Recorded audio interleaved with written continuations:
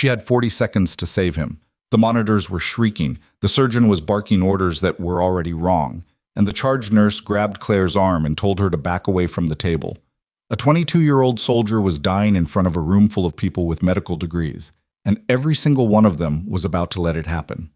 What they didn't know, what nobody in that hospital had bothered to find out, was that the quiet nurse they'd spent 8 months treating like a liability had once kept 4 men alive in a burning field with nothing but her hands and whatever she could reach. They were about to find out what that looked like. Before we go any further, if you're new here, hit that subscribe button right now because the story you're about to watch is only the beginning. Every week we bring you stories about people who were counted out, written off, and pushed to the edge, and what happened when they pushed back. Like this video, drop a comment telling me what city and country you're watching from. I want to see exactly how far this story travels. Now, let's get into it. Mercy Holloway Regional Medical Center sat on the eastern edge of Denton Falls, Oregon, where the Columbia River watershed bled into suburban sprawl, and the city had never quite decided what it wanted to be. The hospital was newer than it looked, 12 floors of glass and concrete that had opened 6 years ago with a ribbon-cutting ceremony and a press release about revolutionizing trauma care in the Pacific Northwest. The lobby had good lighting and motivational quotes stenciled on the walls. The trauma unit on the 4th floor had neither. Nora Vasquez had been working that unit for 11 months. She was 31 years old, had a nursing degree from a state school nobody was impressed by, and had arrived at Mercy Holloway without references that meant anything to the people who hired her. She was quiet. She kept to herself. She documented everything, asked clarifying questions when other nurses didn't bother, and had twice been written up for what her charge nurse described as failure to defer to physician judgment in time-sensitive situations. Both write-ups were in her file. She had copies of both write-ups in a folder at home. The charge nurse who had written them was Sandra Kell, 53, 20 years of seniority at this hospital, and the kind of institutional authority that came not from competence, but from duration. Sandra ran the 4th floor the way certain people run small kingdoms, through exhaustion, favoritism, and a carefully maintained hierarchy that kept anyone threatening well away from the top. She had decided Nora was a problem within the first 2 weeks, and she had been making that clear ever since in every way that left no fingerprints. The worst assignments. The double documentation requirements. The way Sandra would stand just far enough away to watch, but never close enough to help, then write the incident report afterward. Nora had learned to expect it. She hadn't learned to stop caring. The attending physician on the unit, Dr. Gregory Fallon, chief of trauma surgery, Mercy Holloway's most decorated clinician, and the man whose framed profile hung in the hospital newsletter 3 times in the past 4 years, had made his assessment of Nora in about 45 seconds during a case review in her 2nd month. He had looked at her chart notation, looked at her and said, "Let's keep the nursing staff focused on nursing tasks," in a tone that closed the conversation before it opened. She had not forgotten that either. The night everything changed was a Thursday in November, the kind of cold that came off the river and settled into the building's bones despite the heating system's best efforts. Nora was 40 minutes into a double shift, covering for a colleague who had called out sick, working a floor that was already understaffed by 2 bodies. She had eaten half a protein bar at 6 o'clock. It was now approaching 10. The radio call came in at 9:47 p.m. Male patient, 22 years old, motor vehicle accident on Route 14 eastbound, multiple trauma, suspected internal injuries, decreased breath sounds on the left, BP dropping in transport, ETA 4 minutes. Nora was already at the bay doors. She heard Sandra behind her. "Vasquez, I've got Martinez on this one." Nora turned. "Martinez is handling the post-op in room 6. I'm here." "Then you'll assist." There was no point arguing it further. Nora positioned herself where she could see the patient and the monitors simultaneously, which was a habit she had developed long before she ever worked at this hospital, in circumstances Sandra Kell had no context for. The ambulance backed in at 9:51. The paramedic was already talking before the bay doors finished opening. Army active duty Corporal James Ardell, 22 years old, restrained driver, collision at highway speed with a stopped semi. GCS was 14 in field, dropped to 11 in transit. Left-sided chest trauma, decreased breath sounds, tracheal shift starting. "I've seen this before, I think he's—" "We have it," Dr. Fallon said, moving in. He had appeared from somewhere behind Nora, already gloved, already assuming command with the practiced fluidity of a man who had never once questioned whether command was his. The paramedic exchanged a look with his partner. It was the kind of look that said something and said nothing. They moved Corporal Ardell onto the trauma bay table. He was young. Nora registered that first, the way she always did. The particular youth of someone who was still at the age where their body thought it was invincible. He had sandy hair matted against his forehead, a jaw that hadn't fully finished hardening, and a dog tag visible above the collar of his shredded uniform. His eyes opened partway when the light hit them and then closed again. The monitors went on. The numbers came up. Nora looked at the numbers and felt something shift in her chest. Not panic, but the specific, focused clarity that came from knowing exactly what she was looking at. His oxygen saturation was 89 and dropping. His blood pressure was 94/60. His respiratory rate was 32, shallow, with visible effort on the left side that was not matching the right. She looked at his neck. The trachea was deviated, subtly. Most people would miss it in the chaos of initial setup, with 3 nurses moving, an attending calling orders, a resident fumbling with IV access. Nora did not miss it. She moved to Fallon's left side. Dr. Fallon, tracheal deviation, left-sided decreased breath sounds, dropping sat. I think he's developing a tension pneumothorax. Fallon didn't look at her. I'm aware of the presentation, Vasquez. We're getting imaging. He doesn't have time for imaging. That made him look. His expression was not the expression of a man reconsidering. It was the expression of a man deciding how to respond to an inconvenience. I said we're getting imaging. Step back and let the team work. Nora stepped back. She did not stop watching the monitor. 90 seconds passed. The saturation dropped to 86. The blood pressure read 88/58. Ardell's respiratory effort was visibly worsening. She could see the accessory muscles in his neck working, could see the asymmetry in his chest wall, the way the left side was barely moving while the right labored. She said, His SAT is 86. I can read the monitor, Fallon said. It was 89 90 seconds ago. Vasquez. The tracheal shift is more pronounced. Dr. Fallon, if this is tension physiology, he will arrest before imaging is complete. Sandra appeared at Nora's elbow like she had been waiting for the cue. Step back from the patient. Her voice was low, controlled. The voice of institutional authority reasserting itself. Right now. Nora looked at Ardell's monitor. Saturation, 83. Heart rate, 134 and climbing. Blood pressure, 82/54. She had seen these numbers before. Not in a simulation, not in a textbook. In a different kind of room, in a different kind of dark, with the sound of things she didn't think about anymore because thinking about them didn't help. She had seen what came after these numbers. Sandra's hand closed on her arm. Nora stepped out of Sandra's grip the same way she stepped around furniture, automatically, without drama, without making it a confrontation. She moved to the supply cart on the left wall, opened the second drawer, and had the 14-gauge angiocath in her hand before anyone had processed what she was doing. Vasquez. Fallon's voice had a new quality in it now. The monitor alarm fired. Ardell's heart rate spiked to 160. Then the rhythm fragmented on the screen. The monitor switched to the flat, jagged pattern that everyone in a trauma bay knows before their brain has time to name it. He's in arrest, the resident said, too loudly, the way people announce things they can't believe. Fallon moved toward the crash cart. Nora was already at Ardell's left chest wall. She found the second intercostal space at the mid-clavicular line by feel, not by looking, not by measuring, by feel. And she inserted the needle.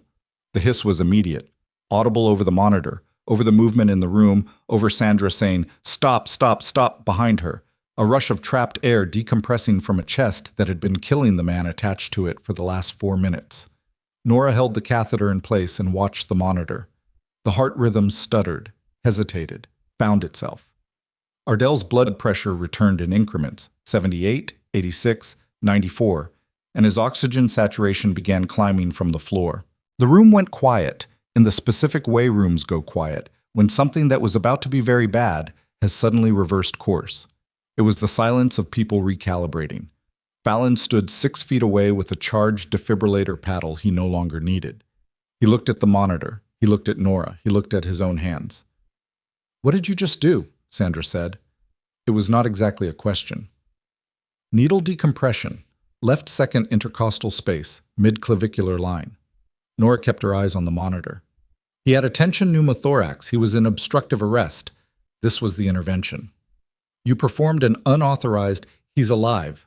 Nora set the used catheter in the Sharps container, stripped her gloves, and reached for a fresh pair. He needs a chest tube now. Someone should call thoracic. Nobody moved for a moment. Then the resident turned to the phone. Fallon set the paddles down. He said nothing to Nora.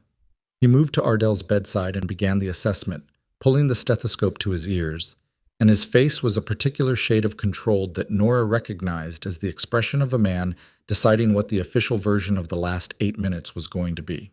She already knew what the official version would look like. She had known before she ever reached for the needle. Sandra filed the incident report at 11:15 p.m., while Ardell was still in the trauma bay being stabilized. Nora found out from the overnight charge nurse, who told her with the apologetic discomfort of someone delivering information they wish they didn't have. Sandra already submitted it. Unauthorized invasive procedure, failure to follow attending instruction, endangering patient safety. A pause. She CC'd risk management and the nursing director. Nora said, "Okay. Nora, they could move towards suspension." "I know. You're not..." The overnight nurse seemed to be looking for the end of that sentence. "Aren't you angry?" Nora thought about it. She was tired. She had half a protein bar in her stomach and 11 hours still ahead of her on paper, though she suspected that number was about to change. She felt something, but she had spent a long time learning the difference between what she felt and what she showed. "I'm angry," she said. "But being angry right now doesn't help him." She nodded toward Bay 3, where thoracic had just arrived. She went back to work. Awesome. The next 4 days were a particular kind of professional siege. The nursing director, Patricia Odom, a woman who had the manner of someone permanently bracing for litigation, called Nora into her office the morning after the incident and explained that pending review, Nora would be reassigned to lower acuity patients, and her access to the trauma bay would be administratively restricted. "This isn't punitive," Patricia said, in the tone of someone saying something punitive. "I understand," Nora said. "The concern is patient safety." "I understand." Dr. Fallon has filed a formal statement. "I'd like a copy of the incident report Sandra filed," Nora said. "And Dr. Fallon's statement. I'm entitled to them under the employee review process." Patricia paused. "We'll get those to you. Today would be helpful. I have a response to prepare." She got them that afternoon. She sat in her car in the parking garage and read every word, and then she drove home and spent 2 hours cross-referencing the official timeline in Fallon's statement against the monitoring data she had documented in her own nursing notes. The saturation readings, the blood pressure values, the timestamps she had quietly been recording in her personal log since her 3rd month at Mercy Holloway. The timestamps didn't match. Fallon's statement said he had initiated cardiac arrest protocols before the needle decompression. The monitoring record showed the rhythm change happened 40 seconds before anything from his position would have reached the patient. The sequence in the official version had been adjusted, not dramatically, not obviously, but adjusted in the specific way that shifted the narrative from "the nurse acted because the physician hesitated" to "the physician was already responding and the nurse intervened inappropriately." Nora had a notebook. She'd had it for 9 months. In it were dates, times, patient identifiers, clinical observations, and her own notes on discrepancies she had observed and reported through official channels, along with the official responses, or the lack of them. 2 medication errors that had been documented incorrectly. A safety report she had submitted in August that had never received a response. 3 separate instances of chart entries she had reviewed that contained timeline inconsistencies she couldn't explain. She opened to a fresh page and started writing. Room 412 was a step-down bed, quieter than the trauma bay, and 2 floors up from the unit where Nora had been effectively sidelined. Ardell had been moved there on day 2, once he was stable enough that the monitors could be slightly less aggressive about their vigilance. Nora was not assigned to his care. She came by anyway, during a shift overlap at midday, because nobody had specifically told her she couldn't walk through the hallway, and because she had put the catheter in his chest, and she wanted to know he was breathing correctly. He was awake. He was more awake than she expected, sitting up slightly, the oxygen cannula still in place, the chest tube site visible under his hospital gown on the left side. He had the particular alertness of someone who had been unconscious and woken up needing to figure out what had happened. His eyes tracked her when she stepped into the doorway. "You're not my assigned nurse," he said. "No." "You were in the bay." It wasn't a question. Nora leaned against the doorframe with her arms crossed. She wasn't going to pretend she hadn't been there. "How's your breathing?" "Better than it was, from what they told me." He was watching her with a steadiness that she noticed. Not suspicious, not casual, something else. The kind of attention that came from training. "What's your name?" "Vasquez." "You're the one who—" "You should rest," she said. "You had significant chest trauma. The tube comes out when your lung is fully re-expanded, probably another day or two." He nodded slowly.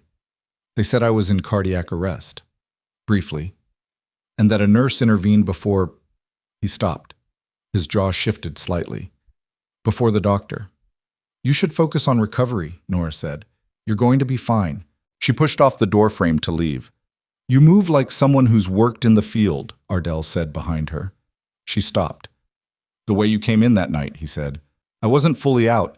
I could still see some of it. You didn't hesitate. You didn't check if anyone was watching you. You just moved, like you already knew what you were walking into." Nora turned around. "Get some rest, Corporal," she said. She walked out into the hallway and kept walking. Behind her, she heard him shift in his bed. The sound of someone who had just filed something away to think about later. The disciplinary meeting was scheduled for the following Monday at 9 a.m. Nora received the formal notification on Friday afternoon. A meeting with Patricia Odom, Sandra Kell, Dr. Fallon, and a hospital HR representative to review the incident and discuss appropriate next steps. The letter had the word termination in it, positioned in the middle of a sentence about possible outcomes, in the specific location where it would be technically present but not technically prominent. She had the weekend. She spent it at her kitchen table. The folder she brought to the meeting on Monday was not the folder they had expected. It was organized by date. It contained printed nursing notes with timestamps, cross-referenced against pharmacy dispensing records, against monitoring data she had printed from the hospital's electronic system during the weeks when she still had full access, against the 3 incident reports she had filed in the past 11 months, and the written responses, or written non-responses, she had received. It contained a copy of the medication discrepancy from February, documented in her own notes the same night it happened, alongside the official record from that same night, which described the situation differently. It contained a copy of the safety report from August, with the submission timestamp, alongside a printout of her email follow-up from September asking about the status, alongside the response, a 4-word acknowledgement, and no further communication. 22 pages, tabbed, organized. Patricia Odom picked up the folder after Nora set it on the table and opened to the first tab. The HR representative wrote something on his notepad. Sandra said, "This is not what this meeting is." "I think it's relevant," Nora said. "You're discussing whether my actions on the night of November 14th were appropriate. I believe the context of what has been happening on this unit is directly relevant to that discussion." Fallon sat back in his chair. He had the particular posture of a man deciding whether he was surprised. "These are serious allegations," Patricia said carefully. "They're documented observations," Nora said. "The allegations, if we want to call them that, are in the official record I filed in August. This is the supporting documentation for what I reported then." Patricia turned to the next tab. The meeting ran 45 minutes over its scheduled time. When it ended, nothing was resolved, but the termination that had been positioned in the middle of that letter did not materialize. What materialized instead was a decision to extend the review period pending further assessment, which was the institutional equivalent of nobody knowing what to do next. Nora drove home, ate a real meal for the first time in 3 days, and went to sleep before 8 o'clock. She left her phone on the nightstand. At 11:47 p.m., it lit up with a text from a number she didn't recognize. "This is Ardell. I need to talk to you, not about my health." She read it twice, so she set the phone face down. She lay there in the dark for a long moment, looking at the ceiling, listening to the building settle around her, and she thought about what it meant that a 22-year-old Army corporal with a healing chest wound felt urgent enough about something to find her number in the middle of the night. She picked the phone back up. "Room 412, she typed. His answer came in under 10 seconds. Already made some calls. You need to know.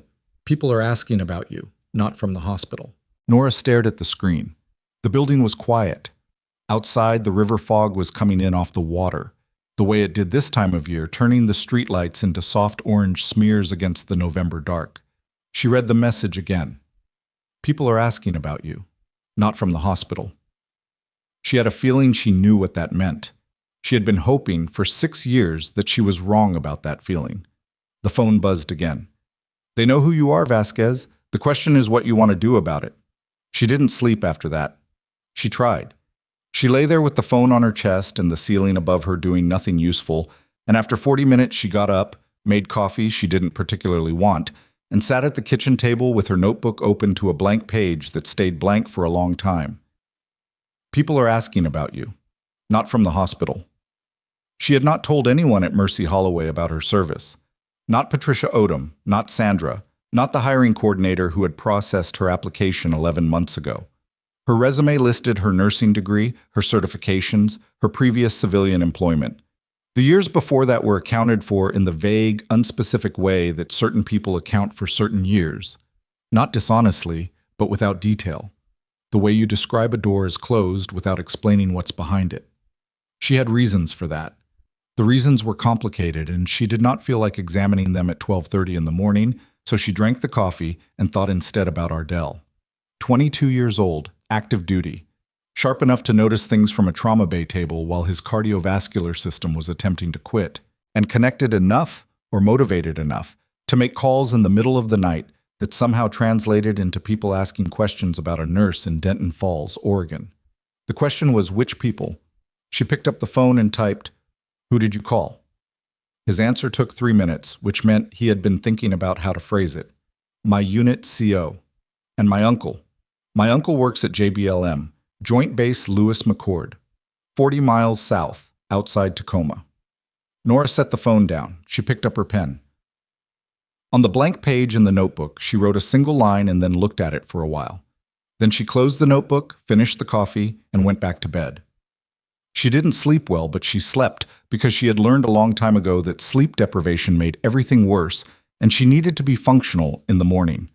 What she had written in the notebook was, "This is going to move faster than I planned."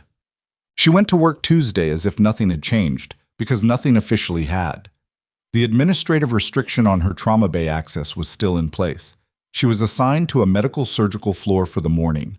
4 patients, 2 of them post-operative, 1 diabetic crisis being managed, 1 elderly man with pneumonia who reminded her of nobody in particular and was genuinely kind to the overnight staff, which she noticed because it was less common than it should have been. She did the work carefully and without complaint and thought her own thoughts while she did it. At 11:15, she passed Ardell's room on her way to the floor's medication station. He was sitting up, which was better than the last time. The chest tube was still in. He had his phone in his hand and he looked up when she passed, and she kept walking. He texted her 6 minutes later. "They're coming today. This afternoon, I think. I wanted you to know before." She read it at the nurse's station, standing between a medication cart and a wall-mounted computer terminal, and she kept her face completely still. "Who specifically?" she typed back. "I'm not sure of his rank. My CO said he's coming personally. That's not normal protocol." She thought about that.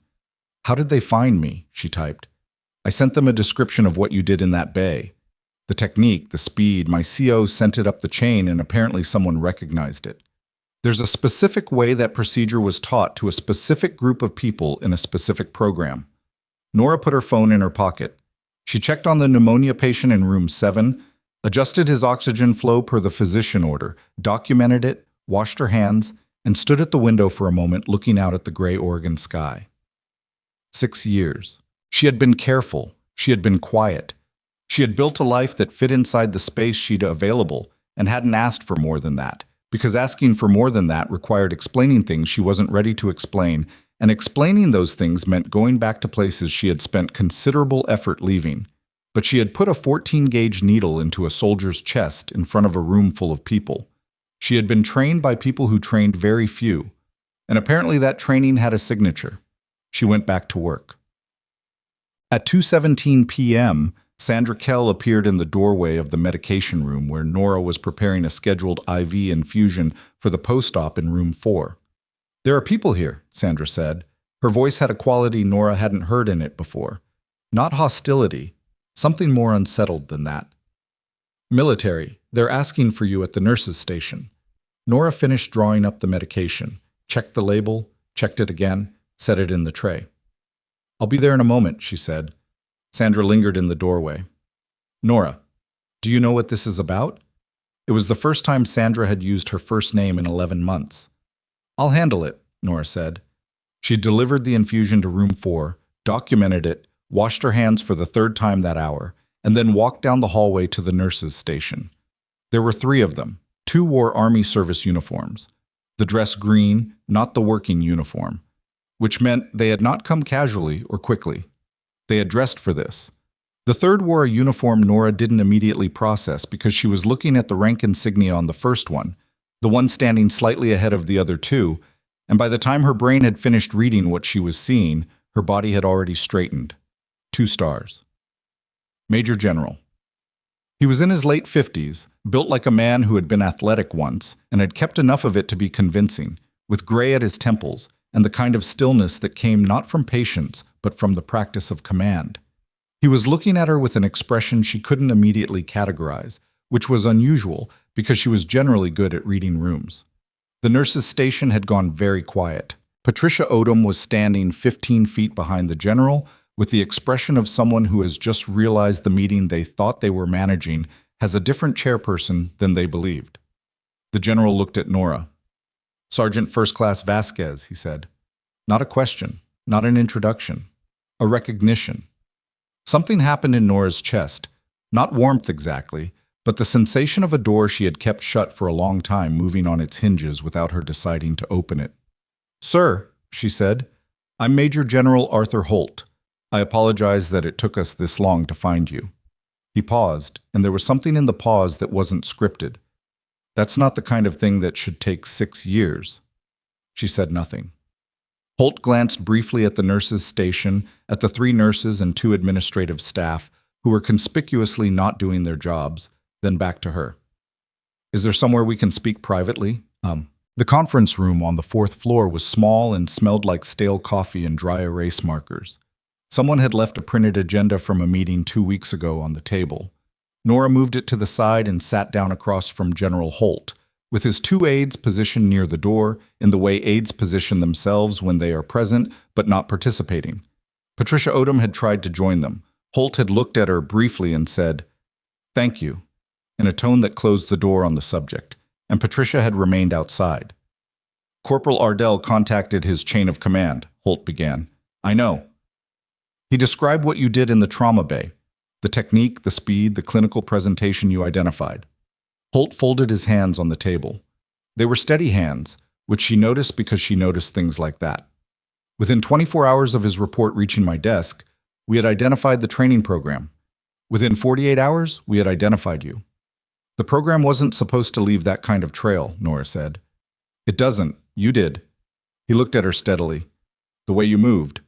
Ardell's description was specific enough that 2 people in my office independently identified the methodology before they knew who we were looking for. That's not a common technique. It was taught to fewer than 30 people." Nora looked at the table. "You were one of them," Holt said. She didn't confirm it. She didn't need to. "We've been looking for you since your separation," he said. "The process was, there were administrative failures, significant ones. Your TBI assessment was conducted incorrectly. The evaluating physician used a protocol that had been superseded 8 months earlier, and nobody caught it.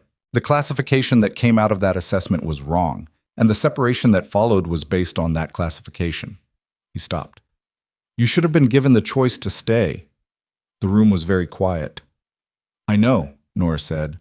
"You know? I figured it out about 2 years later when I had enough distance to look at it clearly." She kept her voice even. It wasn't difficult. She'd had 6 years to practice being even about this. "The evaluation felt wrong when it was happening. I didn't have the standing to challenge it. I had a brain injury that was being incorrectly evaluated by someone using an outdated protocol in a system that wanted me out of it as cleanly as possible," Nora said. I didn't have standing. I had paperwork that said I was a liability. Holt was quiet for a moment. There was also a commendation, he said, approved 14 months before your separation. It was never formally delivered.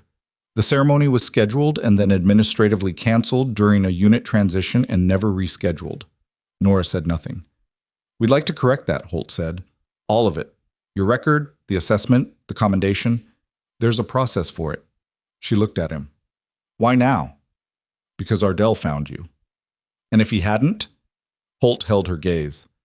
I'd like to say we would have eventually. I don't know that that's true, and I'm not going to tell you it is. He paused.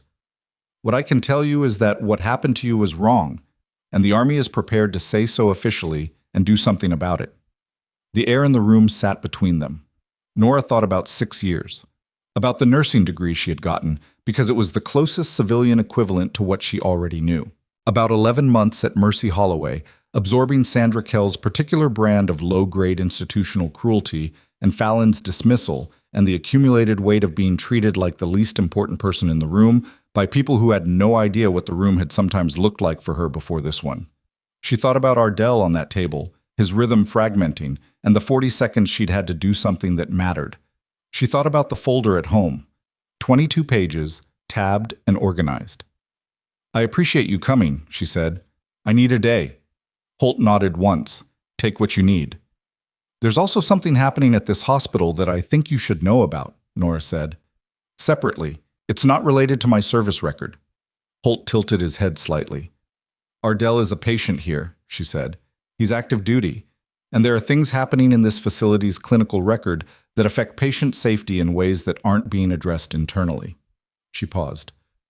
I have documentation. The general looked at her for a moment with the expression of a man recalibrating. How much documentation? He said. Enough, Nora said. 22 pages to start. There's more I haven't compiled yet. She had expected the hospital to find out. She had not expected it to happen in the next 45 minutes. When she came out of the conference room, Sandra was waiting in the hallway with the expression of someone who had been standing there the entire time and was not going to pretend otherwise. Patricia Odom was 10 feet behind her, talking quietly into her phone with her back turned. What did they want? Sandra asked. Administrative matter, Nora said. Military administration? Yes. Sandra's jaw moved. Nora, whatever is happening, if you're planning to involve outside parties in the situation with Dr. Fallon, you need to understand that this hospital has legal counsel, and anything you say to outside agencies without going through... I haven't said anything to anyone about Dr. Fallon, Nora said, not to the military. Which was true. She had described the situation in general terms. She hadn't named names. Sandra looked at her for a long moment. That folder you brought to the meeting, Patricia wants another copy. She has a copy. I gave it to her Monday. She wants a meeting. Today, if possible. I'm on shift until 7, Nora said. She knows where to find me. She went back to work. The meeting with Patricia happened at 4:30 in the same conference room, which still smelled like stale coffee, and now also like the general's aftershave. Patricia was not alone. The hospital's legal counsel, a man named David Strick, who had the professional blankness of someone paid to project calm in rooms that weren't calm, sat beside her with his own folder, which was thinner than Nora's. We want to be clear, Patricia began, that the hospital takes patient safety very seriously. I know, Nora said. The documentation you provided raises concerns that we're taking seriously. I know, Nora said again. We'd like to discuss the possibility of an internal review process. The internal review process is how the August report disappeared, Nora said. I filed it through the internal system. It went to the department supervisor. The department supervisor at the time was Dr. Fallon. Strick made a note. We understand there may have been a process failure, Patricia said carefully. There was a pattern, Nora said. The August report. The February medication discrepancy documentation that was re-entered incorrectly in the official record. The nurse, I don't need to name her, who filed a workplace safety complaint in March and was reassigned to overnight non-clinical duties 6 days later. Patricia looked at Strick. These are serious claims, Strick said. The first words he'd spoken. They're documented ones, Nora said. The nurse who was reassigned is still employed here. She'd speak to anyone who asked her directly, in a context where she didn't feel the answer would be used against her. She paused. That context doesn't currently exist at this hospital. That's part of the problem. Strick made another note. We'd like to ask, Patricia said, what you're intending to do with the documentation. Nora looked at her. I intend to give it to whoever has the standing and the willingness to act on it. The military visitors today are here about a separate matter, Nora said. If you're asking whether I'm going to the state medical board, the nursing board, or health regulators, I haven't made any decisions yet. She paused. I'm making them now, based partly on how this conversation goes. The room was quiet. Patricia folded her hands on the table. She was trying to look composed, and she was mostly succeeding, but there was something behind her eyes that Nora recognized as genuine uncertainty. Not about what to do, but about what had already been done and what it was going to cost. What would you need, Patricia asked, to keep this internal? A real investigation, Nora said.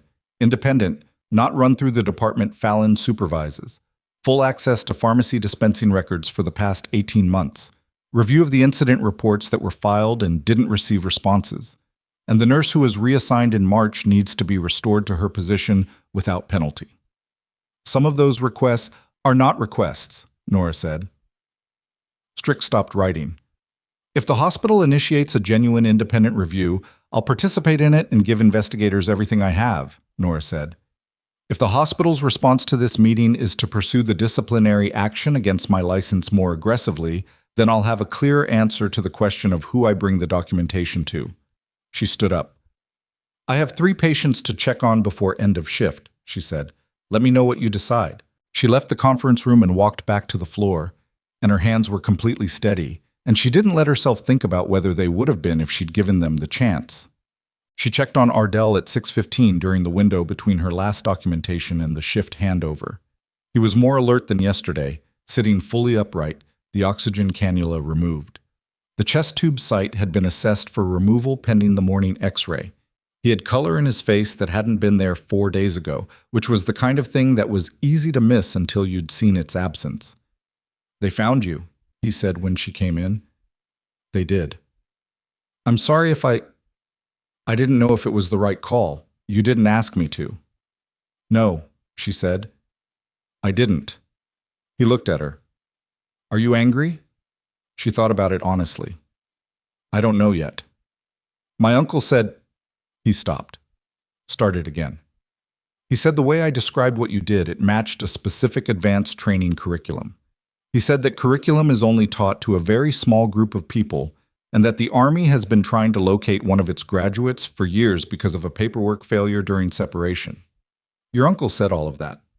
He's thorough. Nora leaned against the wall. Your chest X-ray is in the morning. If your lung is fully expanded, the tube comes out and you can probably go home in 2 days. You're changing the subject. You should focus on getting well enough to go back to your unit, she said. What are you going to do? About the general? She looked at him. This 22-year-old with a healing chest and sharp eyes and enough situational awareness to notice things from a trauma table. He had made one phone call and redirected the trajectory of her life in a direction she hadn't been ready for. And he had done it because he'd paid attention. She wasn't sure whether to be grateful or terrified. Both, probably. I don't know yet, she said. I'm working on a few things simultaneously. The hospital stuff? Among other things. He nodded. He was quiet for a moment. I heard the charge nurse filed a complaint against you for what you did to save my life. That's being reviewed. He seemed to be choosing his words. That's one of the most absurd things I've ever heard, and I've been in the Army for 3 years. Despite everything, she almost smiled. Get some sleep, she said. She went to finish her shift. She was in the parking garage, keys in hand, when her phone rang. Unknown number, Oregon area code, but not one she recognized. She almost didn't answer. She answered. Ms. Vasquez. A man's voice, measured and professional. My name is Roland Marsh. I'm an attorney. I've been retained to represent Dr. Gregory Fallon in the context of a potential investigation into clinical practices at Mercy Holloway Regional Medical Center. She stood between 2 parked cars in a concrete garage at 7:15 p.m., and she listened. I want to be transparent, Marsh continued, because I believe transparency serves everyone's interests at this stage. My client is aware that documentation has been compiled against him, and he's aware that conversations have taken place today with hospital administration and with military personnel. He'd like to resolve this quietly, and he's asked me to make initial contact to discuss. How did you get this number? Nora said, a pause. I'm sorry? This is my personal cell. It's not in any hospital record. How did you get it? Another pause, longer, with something different in it. My client provided contact information. Your client doesn't have this number, Nora said. I've never given it to anyone at this hospital, except… She stopped. The parking garage was very quiet. Miss Vasquez… She hung up. She stood there for a moment. The concrete around her was cold and yellow lit and smelled like exhaust, and she thought about who had her personal number at Mercy Holloway. She had given it to the overnight charge nurse 3 weeks ago when she was covering a shift swap. She had given it to Patricia Odom on the HR intake form 11 months ago. She had also, 4 days ago, responded to a text from a number she didn't recognize belonging to a 22-year-old soldier in room 412. Ardell hadn't given her number to a defense attorney. She was sure of that without needing to think about it, which left 2 possibilities, and only one of them made sense as a source for a man retained by Dr. Fallon. Nora got in her car. She drove 3 blocks, pulled into a gas station lot, and called a number she had looked up 2 days ago but not yet used, the State Nursing Board's after-hours reporting line. She had been deciding whether to go external. The decision had just been made for her. I'd like to report potential patient safety concerns, she said when the line connected. And I'd also like to report what I believe may be an unauthorized disclosure of personal information by a hospital administrator. She paused. I have documentation for both. The woman on the line started typing, and somewhere in the hospital behind her, Nora knew somebody was realizing they had just made a mistake they couldn't take back, because the number they had handed to Gregory Fallon's attorney was the same number attached to 11 months of evidence that was now going somewhere they could no longer control. The woman on the line asked for her name, her employee ID, and the nature of the concerns in order of priority. Nora gave her the name and the ID and then said, patient safety first. The personal information disclosure second. I have documentation for both, and I can have it transmitted digitally within the hour. We'll need you to submit through the formal online portal, the woman said, but I can create a case file tonight so it's flagged for priority review when the board opens tomorrow. Do that, Nora said. Flag both issues under the same case number. They're connected. She hung up and sat in the gas station lot for another minute, watching a man fill his tank on the other side of the pump island, ordinary and oblivious and unbothered, and she thought about the sequence of events that had just been set in motion and whether she had moved too fast.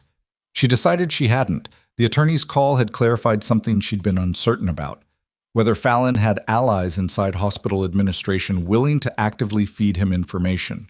Now she knew, which meant the internal review Patricia had offered that afternoon was not a real option, had possibly never been a real option, and the documentation needed to be somewhere it couldn't be quietly buried by someone making a phone call to the right office. She drove home. She spent 90 minutes at her kitchen table uploading everything to the nursing board portal, the 22 pages, plus 8 additional pages she had not shown Patricia, which she had been holding back for exactly this kind of moment. Pharmacy discrepancy logs. 3 photographs she had taken of handwritten annotations on printed chart entries, taken with her personal phone during a shift where she had legitimate access to the records room. A timeline she had built across 4 months of monitoring data that showed a recurring pattern in how Fallon's post-operative complication rates were documented versus how they were coded for billing. She submitted it at 9:47 p.m. Then she emailed General Holt's aide, the younger of the two, who had given her a card before leaving the hospital, and wrote 4 sentences. She told him she had initiated a formal complaint with the state nursing board. She told him there was evidence suggesting hospital administrative personnel had disclosed her personal contact information to the attorney of the physician under scrutiny. She told him she believed Corporal Ardell's status as an active-duty patient in this facility was relevant context given the investigation now underway. And she told him she was available to meet again at his general's convenience. She sent it, closed her laptop, and slept for 6 hours, which was not enough, but was what was available. What? The nursing board called at 8:12 the following morning. Not the after-hours line. A senior investigator named Carol Fitch, who had a direct manner and no detectable interest in softening her questions. She had reviewed the initial submission and had two immediate concerns, she said, not about the substance, but about the chain of custody for the pharmacy records. The dispensing logs, Fitch said. How did you obtain them? During a period when I had authorized access to the pharmacy reconciliation system as part of a quality review assignment, Nora said. I was asked to cross-check dispensing records against nursing administration logs for a 2-week audit. The access was legitimate. The copies I retained were made during that window. Were you authorized to retain copies? The authorization policy is ambiguous on personal retention of quality review working documents, Nora said. I retained them as working notes. I can send you the assignment memo that gave me access to that system. A pause. Do that. Today. Already attached to the supplemental document I sent at 9:52 last night, Nora said. Page 41 of the second PDF. Another pause, slightly longer. All right. Fitch's tone shifted almost imperceptibly. Not warmer, but more engaged. I've flagged this for our clinical investigation team. Someone will be in contact by end of week. In the meantime, do not discuss the specifics of your submission with hospital administration or legal counsel. If they contact you, you are permitted to say that a formal complaint has been filed and that you are cooperating with the board's investigation. What about the personal information disclosure? That's being separated into a parallel track. We'll refer it to the Health Privacy Office. That's a different timeline, potentially slower. The attorney who called me, he knew I had been speaking with military personnel that day. That's not information available in my HR file. That means someone communicated with him in real time. Fitch was quiet for a moment. I understand. Document everything you can about the timing of that call and submit it as a supplemental. Date, time, content of the call, what information the attorney demonstrated awareness of. I'll have it to you by noon. She did. The hospital found out about the nursing board complaint by 10 a.m. She knew because Sandra appeared at the nurses' station, where Nora was documenting a morning assessment, placed both hands on the counter and said, Patricia needs to see you, now. I'm in the middle of documentation, Nora said. Nora, I'll be there in 8 minutes. Sandra left. Nora finished the documentation correctly because an incomplete nursing record was the kind of thing that created problems she didn't need. And then she walked to Patricia's office, which was on the administrative floor and smelled like carpet cleaner and recycled air. David Strick was there again. He had a different folder this time, thicker. He also had the expression of a man who had been on the phone since early morning. You filed an external complaint, Patricia said. I filed a formal report with the state nursing board, Nora said, which is the appropriate regulatory channel for patient safety concerns that have not been adequately addressed internally. That's not a violation of any policy. You were in a conversation with us yesterday afternoon about an internal review.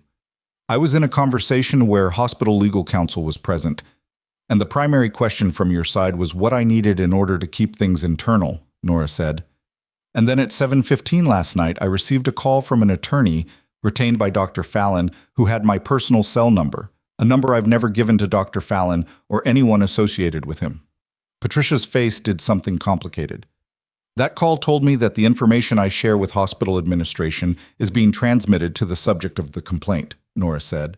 An internal review under those conditions is not a real review. Strick leaned forward.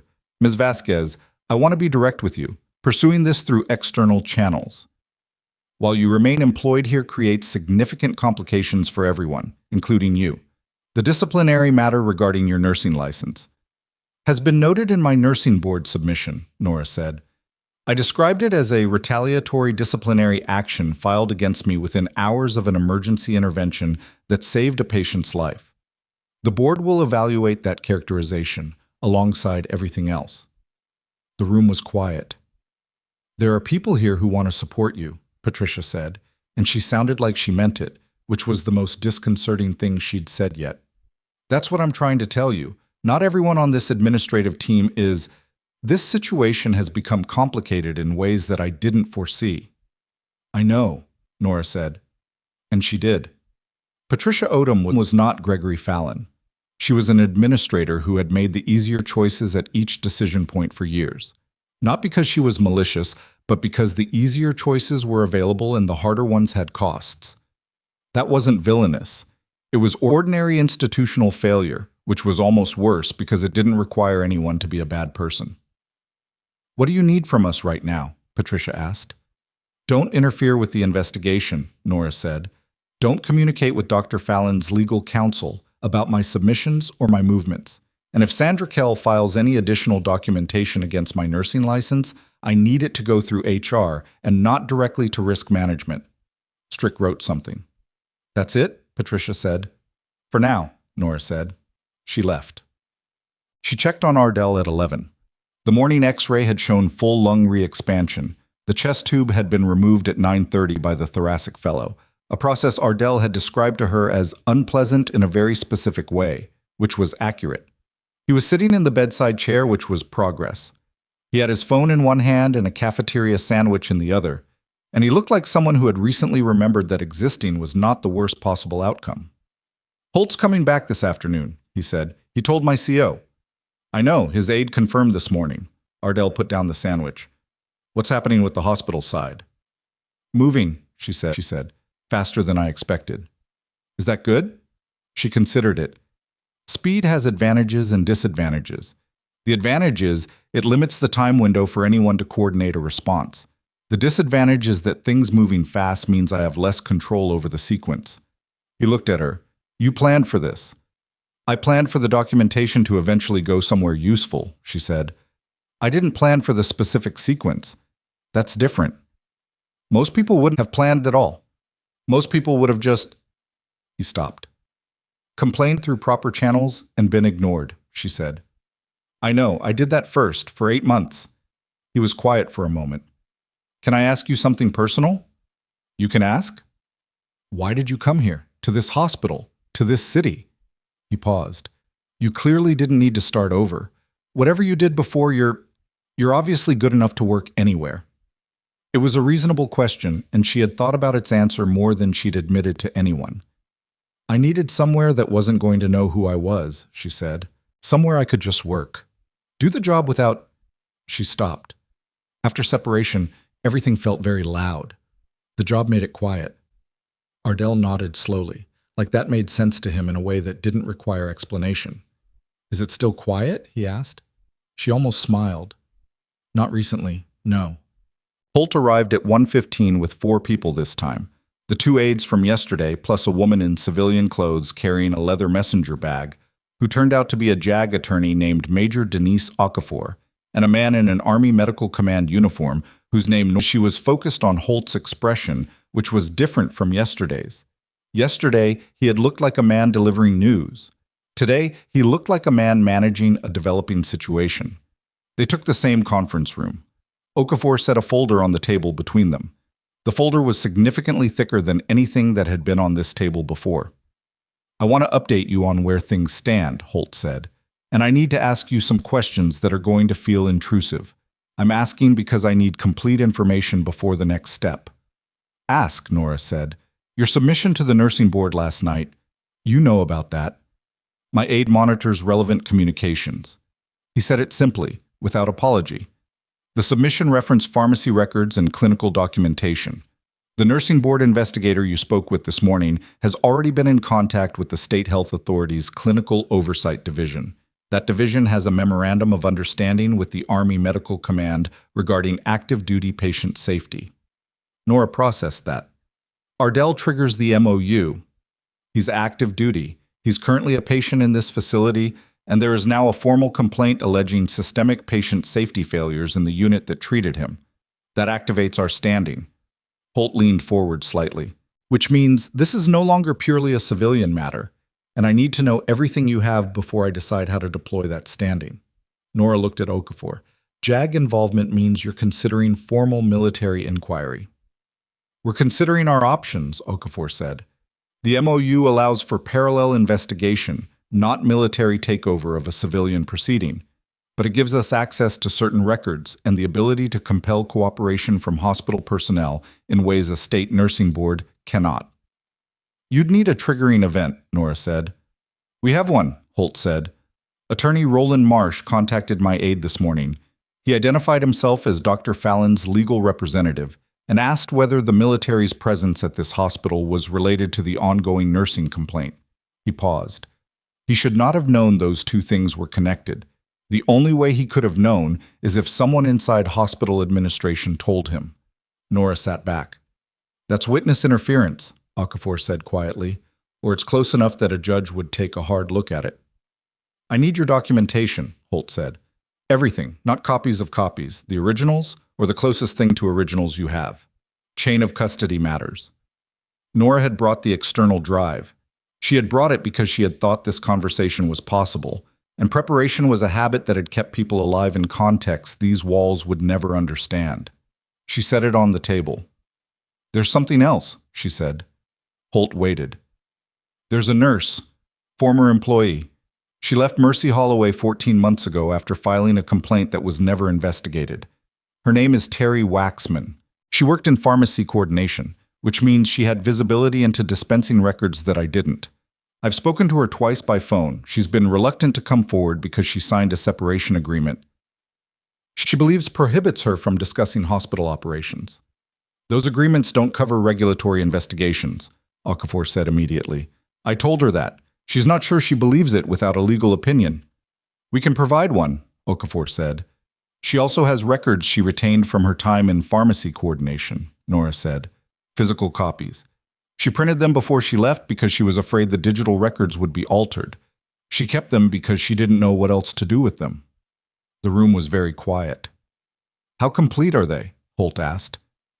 She described them to me as covering approximately 11 months of dispensing anomalies, her last 11 months before she left. Nora paused. She was in the department during the period covered by most of my documentation. Her records would provide independent corroboration for at least half of what I submitted to the nursing board. Okafor opened her folder and started writing. I need Waxman's contact information, Holt said. I'll give it to you when she's agreed to speak to you, Nora said. I'm not handing her over without her consent. She left this hospital under circumstances that were already frightening for her. She needs to understand what she's agreeing to before— That's fair, Holt said. It surprised her slightly, the speed of it. She had been ready to argue. I'll call her tonight, Nora said. If she agrees, you'll have her information tomorrow morning. Holt nodded. Then he looked at her with the expression from yesterday, the one she hadn't been able to categorize. She could categorize it now. It was the expression of someone who had been doing this long enough to know the difference between people who performed under pressure and people who had actually learned to live there. The commendation, he said, and the record correction. I want to handle those here, at this hospital, in a formal setting, not at a base, not in an administrative office. He paused. You've been working in this building for 11 months while people here didn't know who you were. I think they should know. Something moved in Nora's chest. She kept her face steady because that was the only thing she knew how to do with feelings that were too large for the room. Let me get through this week first, she said. Fair, he said again. Oh. She called Terry Waxman at 7 p.m. from her car, parked this time in her own building's lot, with the engine running for heat. Waxman answered on the second ring, which meant she had been waiting. Something's changed, Waxman said before Nora had finished her opening sentence. I can hear it. Things are moving faster than I expected, Nora said. There are now military investigators involved, a state nursing board investigation, and potential referral to the health authority's clinical oversight division. What you have, the physical records, they would independently corroborate the documentation I've already submitted. A JAG attorney is prepared to give you a legal opinion on your separation agreement, tonight, if you want. Waxman was quiet for a long time. If I do this, she said, and it doesn't go the way you're describing, Fallon still has people. He's been at that hospital for 9 years. He has the kind of support that doesn't disappear just because someone filed a complaint. It won't be just a complaint after this week, Nora said. There are too many agencies involved now. The military's MOU with State Health Authority gives investigators access that Fallon's attorney can't block. I'm scared, Waxman said. It was a plain statement, not a performance. I know, Nora said. I'm not going to tell you it's without risk, but I can tell you that what you have, those records, they might be the difference between an investigation that stalls and one that goes somewhere. You've been sitting on them for 14 months. Another long silence. He hurt people, Waxman said finally. Not just careers, actual patients. There were 2 cases I documented where medication overrides he authorized. She stopped. If those people had family who knew, who understood what the record showed, they'll know, Nora said, if you come forward. Waxman let out a slow breath. Give me the attorney's number. Nora gave her Okafor's direct line. She sat in the parking lot after she hung up, in the cold, with the engine running, and felt the accumulated weight of the past 72 hours settle across her shoulders. Not defeat, something more complicated. The specific exhaustion of someone who has been holding a structure up from the inside and has finally started to believe it might hold on its own. She was almost inside when her phone buzzed. Ardell. A text, sent at 7:22 p.m., and it was 2 words that she read 3 times before their meaning finished arriving. He's here. She texted back, who? His answer came in under 30 seconds, and it was not what she expected. It was not Holt, whom she'd already met. It was not Strick, the hospital's attorney. It was not anyone from the nursing board or the health authority or any of the moving parts she had been tracking. Roland Marsh, Fallon's lawyer. He's on the floor, Nora. He's talking to the nurses' station and saying he's from hospital administration. He asked which room I'm in. She was already moving. The elevator was too slow and she took the stairs, 4 flights, and she hit the 4th floor door at a pace that made the overnight aide at the hallway desk look up with an expression of alarm. She turned the corner toward room 412. Roland Marsh was 20 feet from Ardell's door, speaking to a night shift nurse who had the bewildered expression of someone being given information that didn't quite add up. I was in a gray suit, no hospital ID, no visitor badge that she could see, and he was mid-sentence when Nora came around the corner and he saw her face, and his sentence stopped. She stopped 6 feet from him. Mr. Marsh, she said. He recalibrated quickly. She gave him credit for that. Ms. Vasquez, you're on a restricted patient floor without a visitor badge, identifying yourself as hospital administration, asking for the room number of an active-duty military patient. She kept her voice even and looked at the nurse. Has he been cleared through the visitor log? The nurse looked at her clipboard. No. He needs to leave the floor, Nora said. Now. And the charge nurse needs to document his presence and the conversation he had at this station. Marsh held up a hand. I'm here on behalf of... I know who you're here on behalf of, Nora said, which is why the charge nurse is going to document this, and I'm going to call General Holt's aide in approximately 3 minutes. And you should know before you take another step toward that room that Corporal Ardell is an active-duty service member, and any unauthorized contact with him in his capacity as a witness to events under investigation has a name. Marsh went very still. Witness tampering, Nora said. That's the name. The hallway was quiet. Marsh looked at her for a long moment with the expression of a man running calculations. Then he turned, walked to the elevator, and pressed the button without another word. Nora watched him go. She turned to the nurse. Document everything, his exact words, the time, what he asked. I need it before end of shift. Okay, the nurse said. She looked slightly stunned. Who is he? Someone who just made a very significant mistake, Nora said. She pulled out her phone and called Holt's aide. He answered on the first ring. Fallon's attorney just attempted to access Ardell's room, she said. Unauthorized. No visitor badge. He identified himself as hospital administration to the floor nurse. I have a witness, and I'm having the incident documented right now. A pause. Then the aide said, Don't touch anything. Don't move the witness. I'll have General Holt on the line in 4 minutes. Nora stood in the hallway with her phone and waited. Down the corridor, the elevator doors opened and closed, and Roland Marsh was gone. And the building hummed around her with the particular sound of something that has been holding itself together for a long time, beginning, finally and irreversibly, to come apart. She could hear it. She had been listening for it for 11 months. And now, 3 floors below her, she had no way of knowing that Gregory Fallon had just received a phone call from his attorney, and that the call had lasted 40 seconds, and that when it ended, Fallon had walked to his office, locked the door, and opened his computer, and begun deleting files at a speed that suggested he had thought about this moment before and decided to be ready for it. Holt was on the line in 3 minutes, not 4. His voice had the quality of someone who had been awake and waiting for exactly this kind of call, which told Nora something about how seriously he was taking the situation. She gave him the facts in order. Marsh's presence on the floor, the false identification to the nurse, the proximity to Ardell's room, the time, the witness. Holt listened without interrupting, which was a discipline she recognized and respected. "Don't let the nurse go home before she's given a written statement," he said. "I'm sending Okafor tonight." "It's 8:15, Nora said. "I'm aware of the time. This changes the timeline on everything." A pause. "Vasquez, is Ardell secure?" "I'm outside his room." "Stay there until Okafor arrives." She stayed. Ardell had heard enough through the partially open door to understand the shape of what had happened. When she stepped inside to tell him Okafor was coming, he was sitting up in bed with his arms crossed and an expression she recognized as controlled anger, the specific variety that comes from being trained to not act on it immediately. "He was going to tell me something," Ardell said. "That's what it felt like he had a message." "Probably," Nora said. "It doesn't matter what it was. It matters if he was trying to find out what I'd already told the general." She thought about that. He was right. "Okafor will ask you the same thing. Tell her everything Marsh said to the nurse, anything you heard from the doorway. Exact words matter." "I know how witness statements work," he said, not unkindly. "Right," she said. She stood near the window while he rested, and she watched the parking lot below where cars moved in and out of the yellow-lit lanes, ordinary people going home from ordinary evenings. And she thought about Fallon in his office with his computer, which she didn't know about yet and wouldn't know about until morning.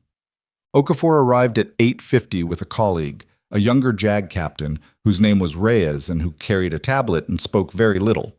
Okafor took the floor nurse's statement in the conference room while Reyes documented the visitor log discrepancy with the charge nurse on duty. The whole process took 40 minutes and was conducted with the methodical efficiency of people who had done this kind of work before under worse conditions. When it was finished, Okafor found Nora in the hallway. The nurse remembered the exact phrasing he used, Okafor said. "I'm with hospital administration. I need to verify room assignments for a patient review." She said it felt off, but she wasn't sure why. "Because hospital administration doesn't come to the floor at 8 p.m. to verify room assignments," Nora said. "Correct." That statement, combined with the lack of a visitor badge and the false identification, gives us enough to refer this to the state bar for potential professional conduct review. More importantly, it establishes that Fallon's legal counsel made unauthorized contact with a witness. Okafor paused. "I spoke to General Holt after the call. He wants to move the formal process forward tomorrow. That means bringing in the state health authority's clinical division, not just the nursing board." "That's a bigger footprint," Nora said. "It is. It also means Fallon's attorney can't manage this through hospital channels anymore. Once the health authority is involved, the hospital's administration becomes a secondary party, not a controlling one." Nora thought about Patricia Odom and what that would feel like for her. She found she didn't feel particularly sorry about it. Patricia had made her choices at each intersection. "Terry Waxman called me after you gave her your number," Nora said. "How did that go?" Okafor's expression shifted slightly. "She has more than I expected. The physical records she retained. I had her photograph them and send the images tonight. If the originals match the photographs, and I have no reason to think they don't, we're looking at documented evidence of pharmaceutical override authorizations that fall outside any defensible clinical protocol. Not once. 11 months of it." The hallway was quiet. "She's willing to come forward?" Nora asked. "She is. Her separation agreement has a standard non-disparagement clause that doesn't cover regulatory proceedings. I explained that to her, and she understood it. She was mainly scared." Okafor looked at Nora directly. "She said you were the first person who made her feel like coming forward wasn't just going to get her destroyed quietly." Nora said nothing. "She's driving down from Portland tomorrow morning," Okafor said. "She'll give a full statement to the health authority investigator." Nora looked at the floor for a moment. 14 months. Terry Waxman had been sitting in Portland with a box of printed pharmacy records, knowing what they showed and not knowing what to do with them. "Okay," Nora said. "What do you need from me tonight?" "Nothing. Go home. Sleep." Okafor said it with the firmness of someone giving an order, not a suggestion. "Tomorrow is going to be a long day, and I need you functional." She found out about the deleted files at 7:19 the next morning when Holt's aide called her before she had finished her first cup of coffee. The hospital's IT department had flagged unusual server activity the previous evening, a mass deletion event initiated from a workstation registered to Dr. Gregory Fallon, beginning at approximately 8:40 p.m. and running for 23 minutes. The flag had been generated automatically by the hospital's data integrity monitoring system, which was required by federal healthcare regulation and which logged all deletion events above a certain volume threshold.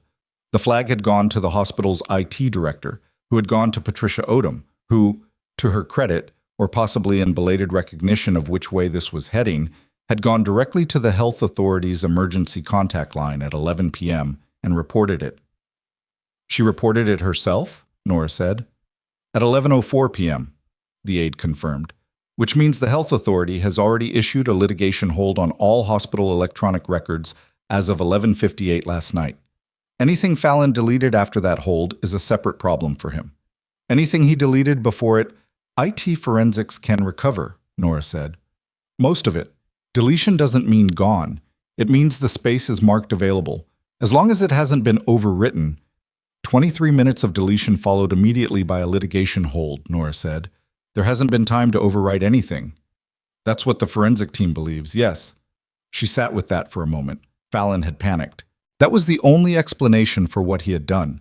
A man who had spent 9 years managing his environment with precision, who had weathered complaints and adjusted records and handled problems through channels he controlled, had seen the military walk into his hospital and his attorney get caught on the wrong floor and had made the worst possible decision available to him.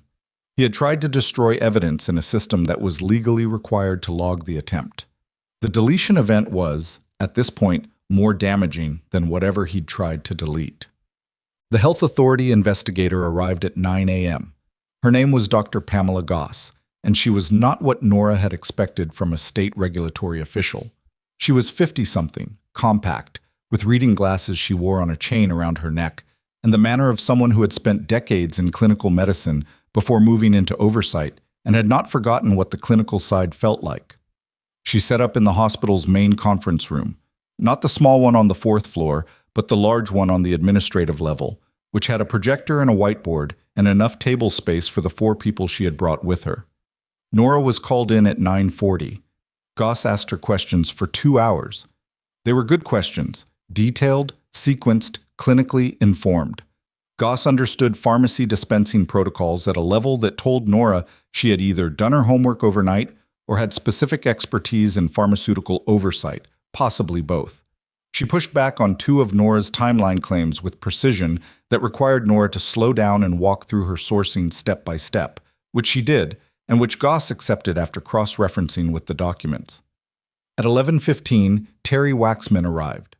Nora saw her in the lobby before anyone else did, a woman in her late 30s with a canvas tote bag over one shoulder, and the particular expression of someone who has made a decision they're not entirely sure about and is committed to it anyway. She was smaller than Nora had imagined from the phone conversations. She had driven 3 hours from Portland with a box of printed pharmacy records in the trunk of her car, and she looked like someone who hadn't slept well, which was understandable. Nora crossed the lobby. "You came," she said. Waxman looked at her. "You said it would matter." "It will." "Okay." Waxman adjusted the bag on her shoulder. "Okay, where do I go?" Nora walked her to the conference room and handed her off to Okafor, who was waiting just inside the door, with the quiet efficiency of someone who understood that this moment required steadiness, not fanfare. She didn't stay for the statement. She had her own shift to cover. She had been placed back on general nursing assignment pending the outcome of the disciplinary review, which meant she was working a medical floor and doing it properly because patients needed care regardless of what was happening 3 floors above them in a conference room. She went to work. The shift was surreal in the specific way that surreal things are when you're required to function normally inside them. She checked vitals, administered medications, updated documentation, answered call lights, spoke to a woman in room 7 who was frightened about a biopsy result and needed someone to sit with the fear for a few minutes without immediately trying to solve it. Nora sat. She didn't have answers about the result, so she didn't offer false ones. She stayed until the woman's daughter arrived, and then she moved to the next room, and the work absorbed her the way it always did, which was the one thing about nursing she had never stopped being grateful for. At 1:45, Sandra Kell appeared in the hallway. She looked different than she had at the beginning of the week. Not smaller exactly, but as though the particular authority she wore like a second uniform had developed a visible crack. She stopped 6 feet from Nora and seemed to be assembling what she wanted to say. "The investigators want to talk to me this afternoon," Sandra said. "I know," Nora said. "Did you tell them about me specifically, or was I—" "The incident reports you filed against me are part of the documentation," Nora said. "The timing and pattern of them is part of what the nursing board reviewed. That's not something I specifically directed. It's what the record shows when someone looks at it." Sandra was quiet. She had the look of someone who had believed for a long time that the informal power she exercised had no formal consequences, because informal power rarely does until suddenly it does. "I didn't know what he was doing," Sandra said. "Not all of it. The charts, I knew there were discrepancies, but I thought it was documentation variations. People code things differently. Some of those discrepancies covered delays that hurt patients," Nora said. "That's in the pharmacy records." Sandra looked at the floor. "I know," she said very quietly. It was not an absolution and Nora didn't offer it as one, but she also didn't push. Sandra Kell was a person who had made choices inside a system that made those choices easier than the alternatives, and whatever came from the investigators' conversation this afternoon was more appropriately calibrated to that than anything Nora could say in a hospital hallway. "Tell them the truth," Nora said. "All of it. The investigators aren't going after everyone in the building. They're following the record." Sandra nodded once and walked away. At 3:10 p.m., Okafor texted, "Waxman's statement is done. The physical records have been taken into evidence. Goss is requesting Fallon's full personnel file and credentialing history. Hospital counsel is cooperating." Then 4 minutes later, "There's a second hospital. Fallon was on staff at Cascade Valley Medical in Bend for 3 years before coming here.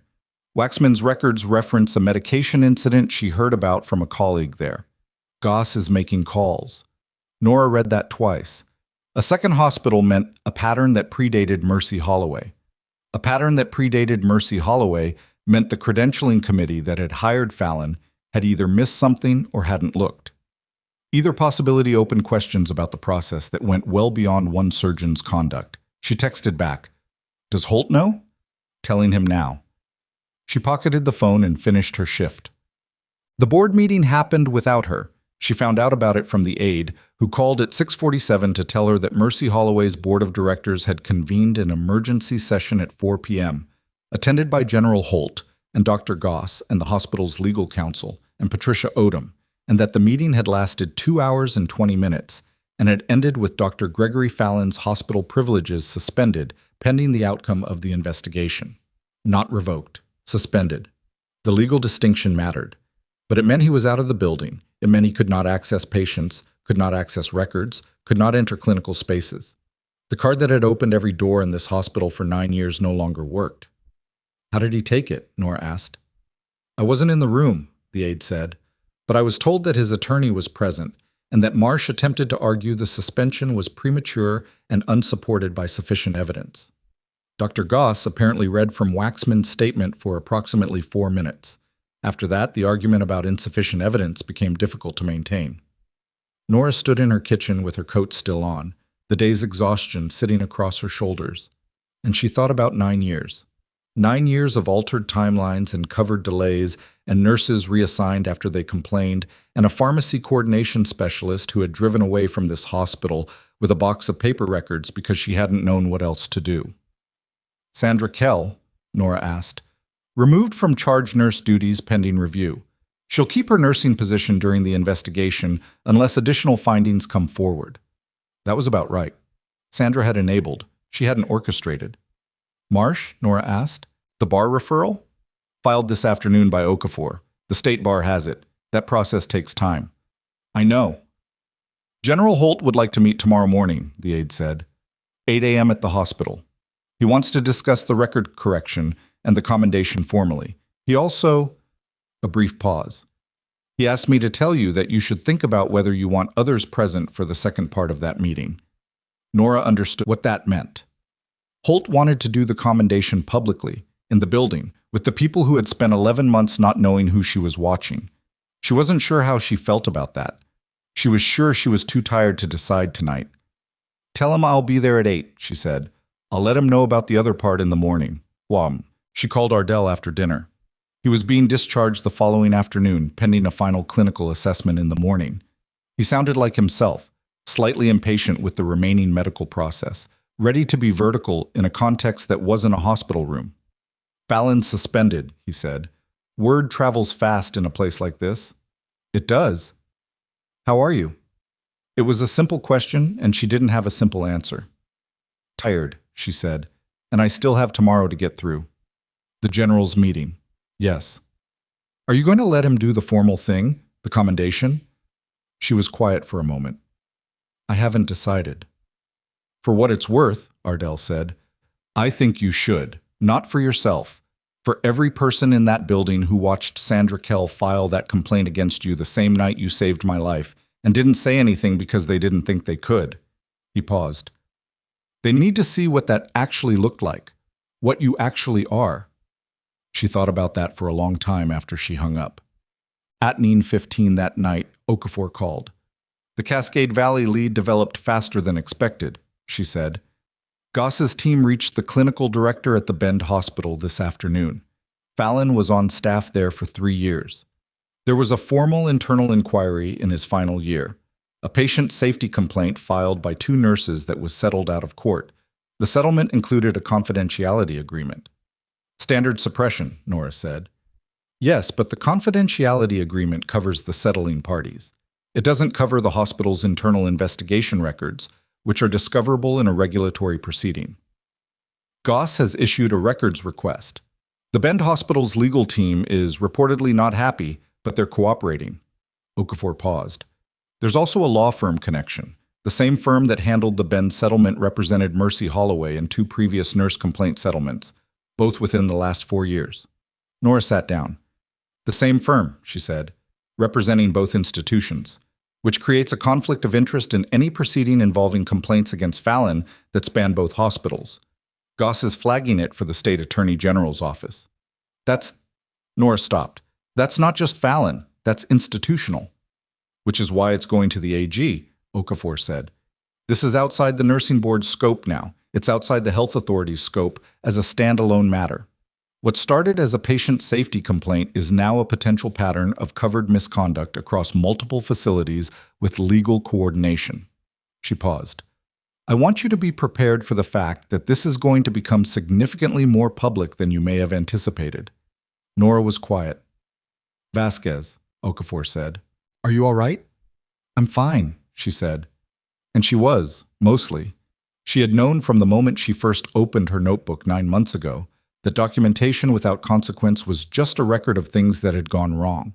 She had wanted it to go somewhere. It was going somewhere. The fact that somewhere was larger and more complicated than she'd originally mapped wasn't a problem. It was the point. "I'll be ready," she said. She was almost off the phone when Okafor added one more thing.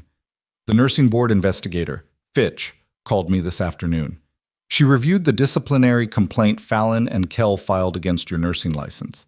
The timing, the content, the fact that it was filed within 6 hours of you performing a successful emergency intervention on a patient who subsequently survived." A brief pause. "She's recommending dismissal of the complaint in its entirety, with a note in the file characterizing it as retaliatory." Nora let that settle. "Okay," she said. "That's your license," Okafor said. "You understand what I'm telling you." "I understand." She understood. 11 months of the most low-grade form of professional fear, the background knowledge that the complaint existed, that it could move forward, that the disciplinary mechanism being used against her was the same one that governed her ability to work, and now it was going to be dismissed with a notation that told the story correctly. She should have felt relief. She did feel relief. Underneath a layer of something heavier that she recognized as the residue of having spent 11 months not letting herself feel how frightened she actually was, because the fear had nowhere useful to go and she'd needed both hands for other things. She went to bed. She lay there longer than she wanted before sleep came. She arrived at the hospital at 7:53. Holt was already there, which did not surprise her. He had the aide with him, and Okafor, and 2 additional officers she hadn't seen before, both in dress uniform, which told her the formal portion of the morning was not optional, regardless of what she decided. She made her decision in the elevator. Ardell had been right. It wasn't about her. She found Holt in the lobby and told him she was ready for both parts of the meeting, and he nodded once with the expression of a man who had hoped for that answer. "There's something you should know before we go up," he said. She waited. "The IT forensic team completed their preliminary recovery last night," Holt said. "The files Fallon attempted to delete, most of them are recoverable. The forensic analyst submitted a preliminary summary to Dr. Goss at 6 a.m. What was in them? Altered records, as expected, but also something the investigation hadn't identified yet." Holt's expression was careful. "Correspondence between Fallon and a member of the hospital's credentialing committee, dating back to his original hiring process." Nora looked at him. "Someone on the credentialing committee knew about the Bend inquiry before he was hired here," Holt said. "The correspondence suggests they knew and hired him anyway, and that the decision was accommodated in exchange for something the forensic team hasn't fully characterized yet."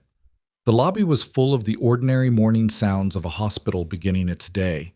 Someone's cartwheels on the tile, a phone ringing at the front desk, the elevator chiming on an upper floor. "Who is it?" Nora asked. Holt told her the name. She recognized it. She recognized it because it appeared in the hospital's organizational chart, which she had reviewed in her second week at Mercy Holloway as part of her standard orientation, and which she had looked at again more recently as she tried to understand the architecture of the institution she was working inside. The name belonged to the chair of the credentialing committee. It also belonged to the husband of Patricia Odom. The name sat between them in the lobby like something physical. Nora had met Patricia Odom's husband exactly once, at a hospital foundation event in her third month, a fundraiser she had attended because it was expected of new staff, standing near the back of a hotel ballroom with a glass of water she didn't want. He had been introduced from the podium as Richard Odom, chair of the Credentialing and Medical Staff Committee, a position he had held for 6 years. He had the manner of a man who was accustomed to rooms recognizing his name, and the room had recognized it. She had shaken his hand once in a receiving line and moved on. She had not thought about him again until this moment. "Patricia reported the deletion event to the health authority herself," Nora said, "last night, voluntarily." "I know," Holt said, "which means either she didn't know about her husband's correspondence with Fallon, or she knew and decided the deletion event was the point where she stopped protecting it." "That's for the investigators to determine," Holt said. "Not us." Nora looked at the elevator. "Does she know we know?" "Goss's team is with her right now, upstairs." He paused. "This is going to be a difficult morning for several people in this building." "It should have been a difficult morning 9 years ago," Nora said, "when someone on the credentialing committee decided a nurse complaint at another hospital wasn't disqualifying." Holt didn't argue with that. He gestured toward the elevator. "Ready?" She wasn't entirely, but she had not been entirely ready for any of the things she had done in the past week, and they had happened anyway. "Yes," she said. The fourth floor was busier than it should have been at 8 in the morning. Word had moved through the building the way it always does in institutions. Not through announcement, but through the particular quality of people's movements. The way staff slowed near the nurses' station. The way conversations stopped and restarted when the elevator opened. Fallon's suspension had been confirmed to department heads the previous evening. The health authority's visible presence since yesterday morning had done the rest. People knew something significant was happening. They just didn't know all of it yet. Goss's team had commandeered the administrative conference room on the 4th floor. Through the glass partition, Nora could see Patricia Odom seated at the table with a woman beside her who had the look of a personal attorney rather than a hospital legal representative. Someone Patricia had called for herself, which said something about what she understood her situation to be. Nora did not go in. That was not her room. She had given everything she had to give. The rest was the investigator's work. She went to the nurse's station instead and found the charge nurse on duty, a woman named Beverly Tran, who had been on this floor for 4 years and had, in Nora's experience, the quiet competence of someone who did their job well and without performance. Beverly looked up when Nora arrived and said nothing for a moment, just looked at her with an expression Nort couldn't immediately categorize. "I heard about the license complaint," Beverly said finally, "that they're dismissing it. Word travels." "It traveled fast on that one." Beverly's voice was careful and direct in equal measure. "I want you to know, I should have said something when Sandra filed it. I knew the timing. I knew what it looked like. I didn't say anything because I didn't think—" She stopped. "I didn't think it would matter." "It would have mattered," Nora said. Not harshly, just true. Beverly absorbed that. "I know, I'm sorry." Nora nodded once. It wasn't enough, and they both knew it wasn't enough. But it was what was available, and the morning had other demands. Beverly went back to her station, and Nora went to check on her assigned patients, because the patients had nothing to do with any of this, and needed their morning assessments regardless. Holt found her at 9:40 in the hallway outside room 7, where she had just finished a post-operative assessment on a 60-year-old man who had asked her 3 times whether his surgery had gone well, and needed 3 slightly different answers before the reassurance landed. "We're ready," Holt said. "Where?" "The nursing station, 4th floor." He paused. "I kept it small. The staff on duty, a few others who asked to be present. No media, no formal ceremony. You said you wanted this week to be done first. It's done enough." She looked at him. "Fallon?" Goss issued a formal suspension of clinical privileges across any Oregon-licensed facility pending investigation this morning. His attorney filed an objection. The objection was noted and overruled at the health authority level because the forensic evidence from the deleted files meets the threshold for immediate action. He said it flatly, without satisfaction, which she appreciated. Satisfaction in other people's collapses had always struck her as a waste of attention. The credentialing matter is now with the State Attorney General's office. That process will take time. Richard Odom voluntarily resigned his committee position at 7:40 this morning. A pause. His attorney contacted the AG's office an hour later. He's cooperating, which meant he was trying to manage his exposure before the investigators defined it for him. That was a calculation, not a conscience, and everyone involved would understand the difference. But cooperation was cooperation, and the records he could provide about the credentialing process would fill gaps that documents alone couldn't. "Patricia?" Nora asked. "On administrative leave pending the investigation scope determination. The hospital board met by phone at 7 a.m. Holt's expression was neutral. She reported the deletion event voluntarily. That matters, even if the reasons for it are complicated. Nora thought about Patricia Odom, a woman who had spent years making easier choices, standing in her kitchen at 11 p.m., looking at a report about her husband's institution deleting files, and picking up the phone to call the health authority. Whatever had moved her to do it, she had done it. The record would hold that. The record held everything, in the end. That was the thing about documentation. It survived the people who tried to manage it. "Marsh?" Nora asked. "State bar inquiry is active.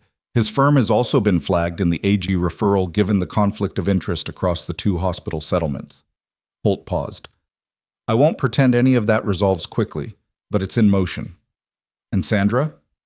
"Nursing board is reviewing her file as a secondary matter. Her pattern of retaliatory incident reports is documented. I don't know the outcome." He looked at Nora directly. "Neither do you. That's for the board."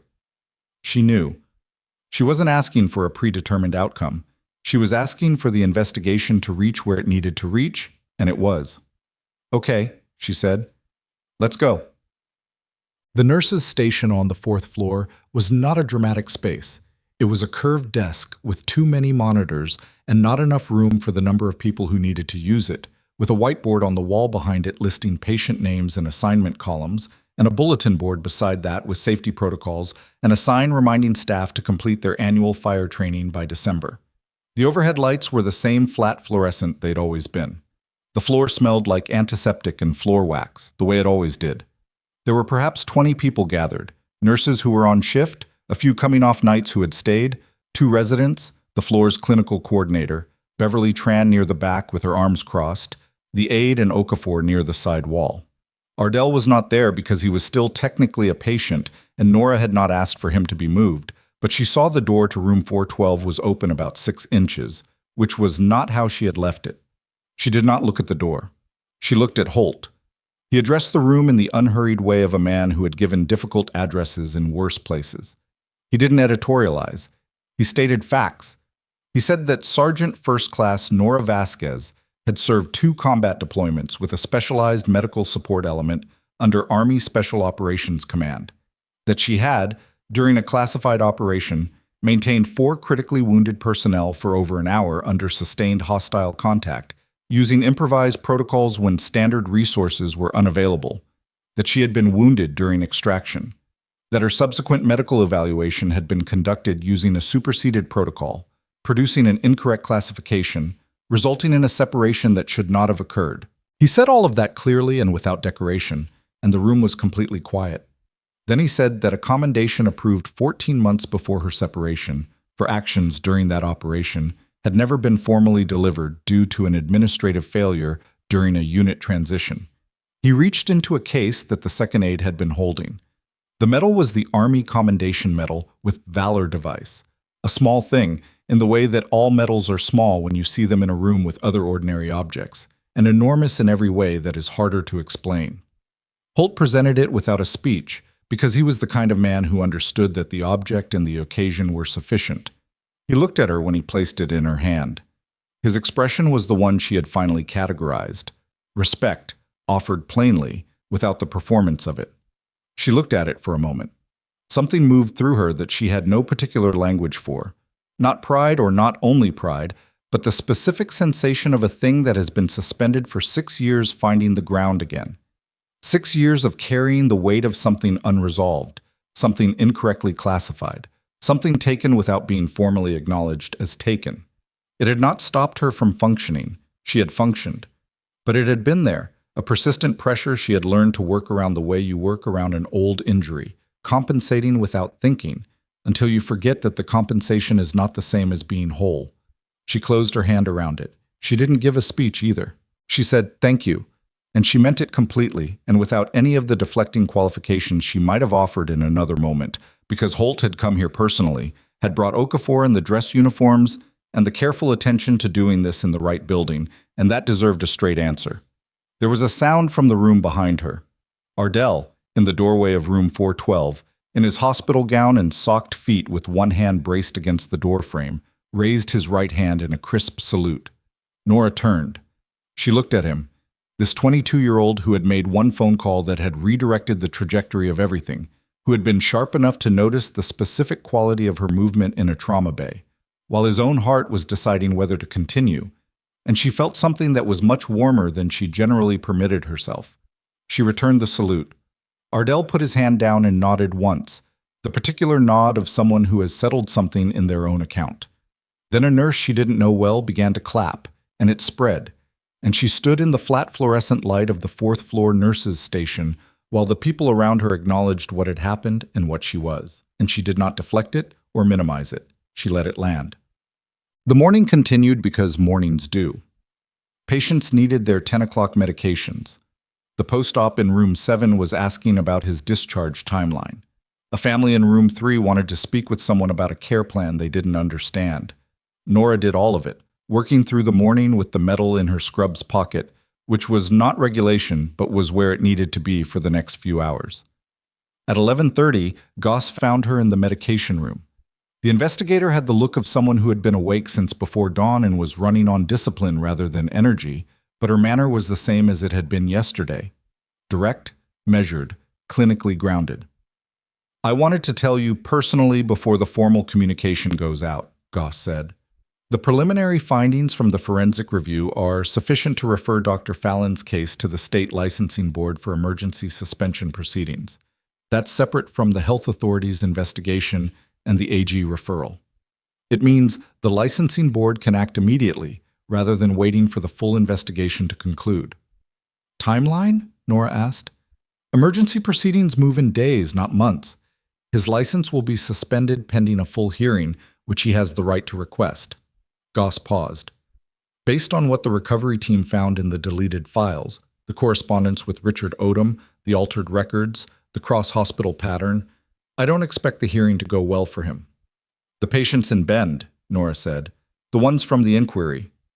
We're working with the Cascade Valley clinical director to identify the relevant cases. If there are patients or families who were given incorrect information about what happened to them, they'll be notified." Said it with the gravity it deserved. "That process won't be fast and it won't be painless, but it will happen." Nora thought about those patients, people who had moved on, or tried to, carrying the weight of outcomes that had been explained to them in ways that left certain facts out. They would get harder information now. That was not a comfortable gift. It was a necessary one. The nurse who was reassigned, Nora said, after she filed the workplace complaint in March. Her name is Kayla Ennis. I know her name, Goss said. She gave a statement yesterday afternoon.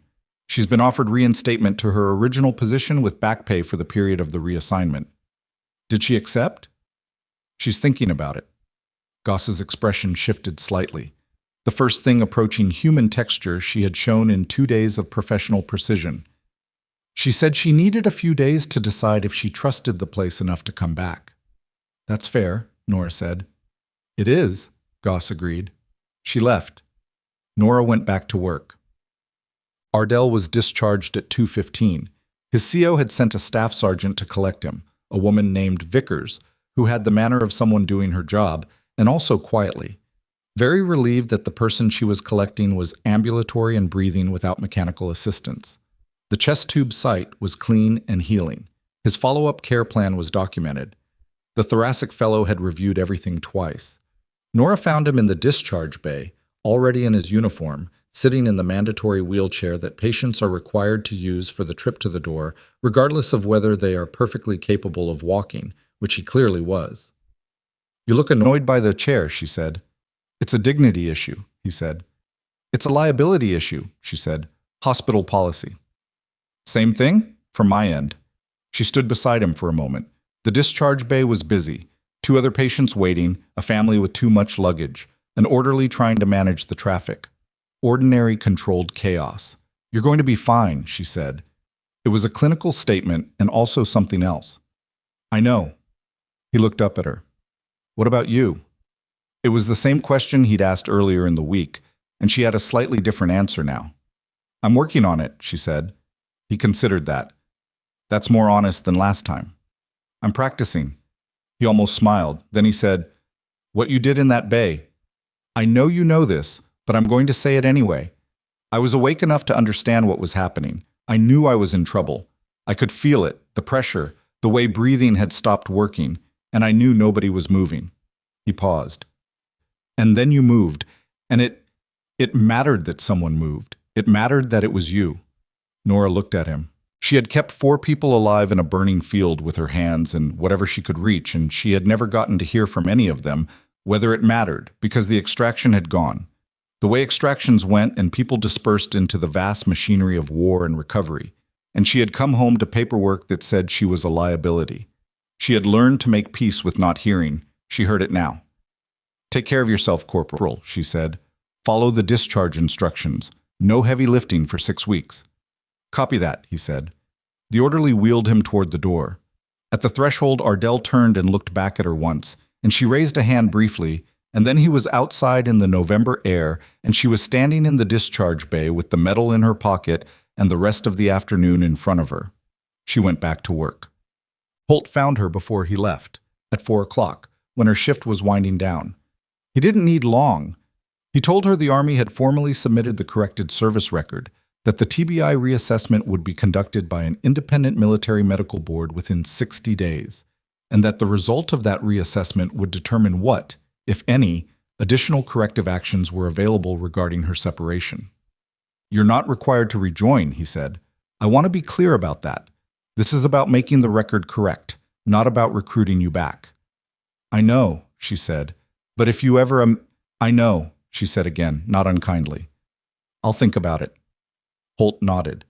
He extended his hand. She shook it. You did something difficult here, he said. Not the bay, though that too. The months before it. Most people don't do that. Most people decide the cost is too high. The cost of not doing it was higher, she said.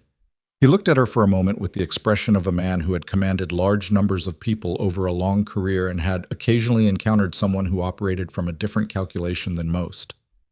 Yes, he said. It was. He left.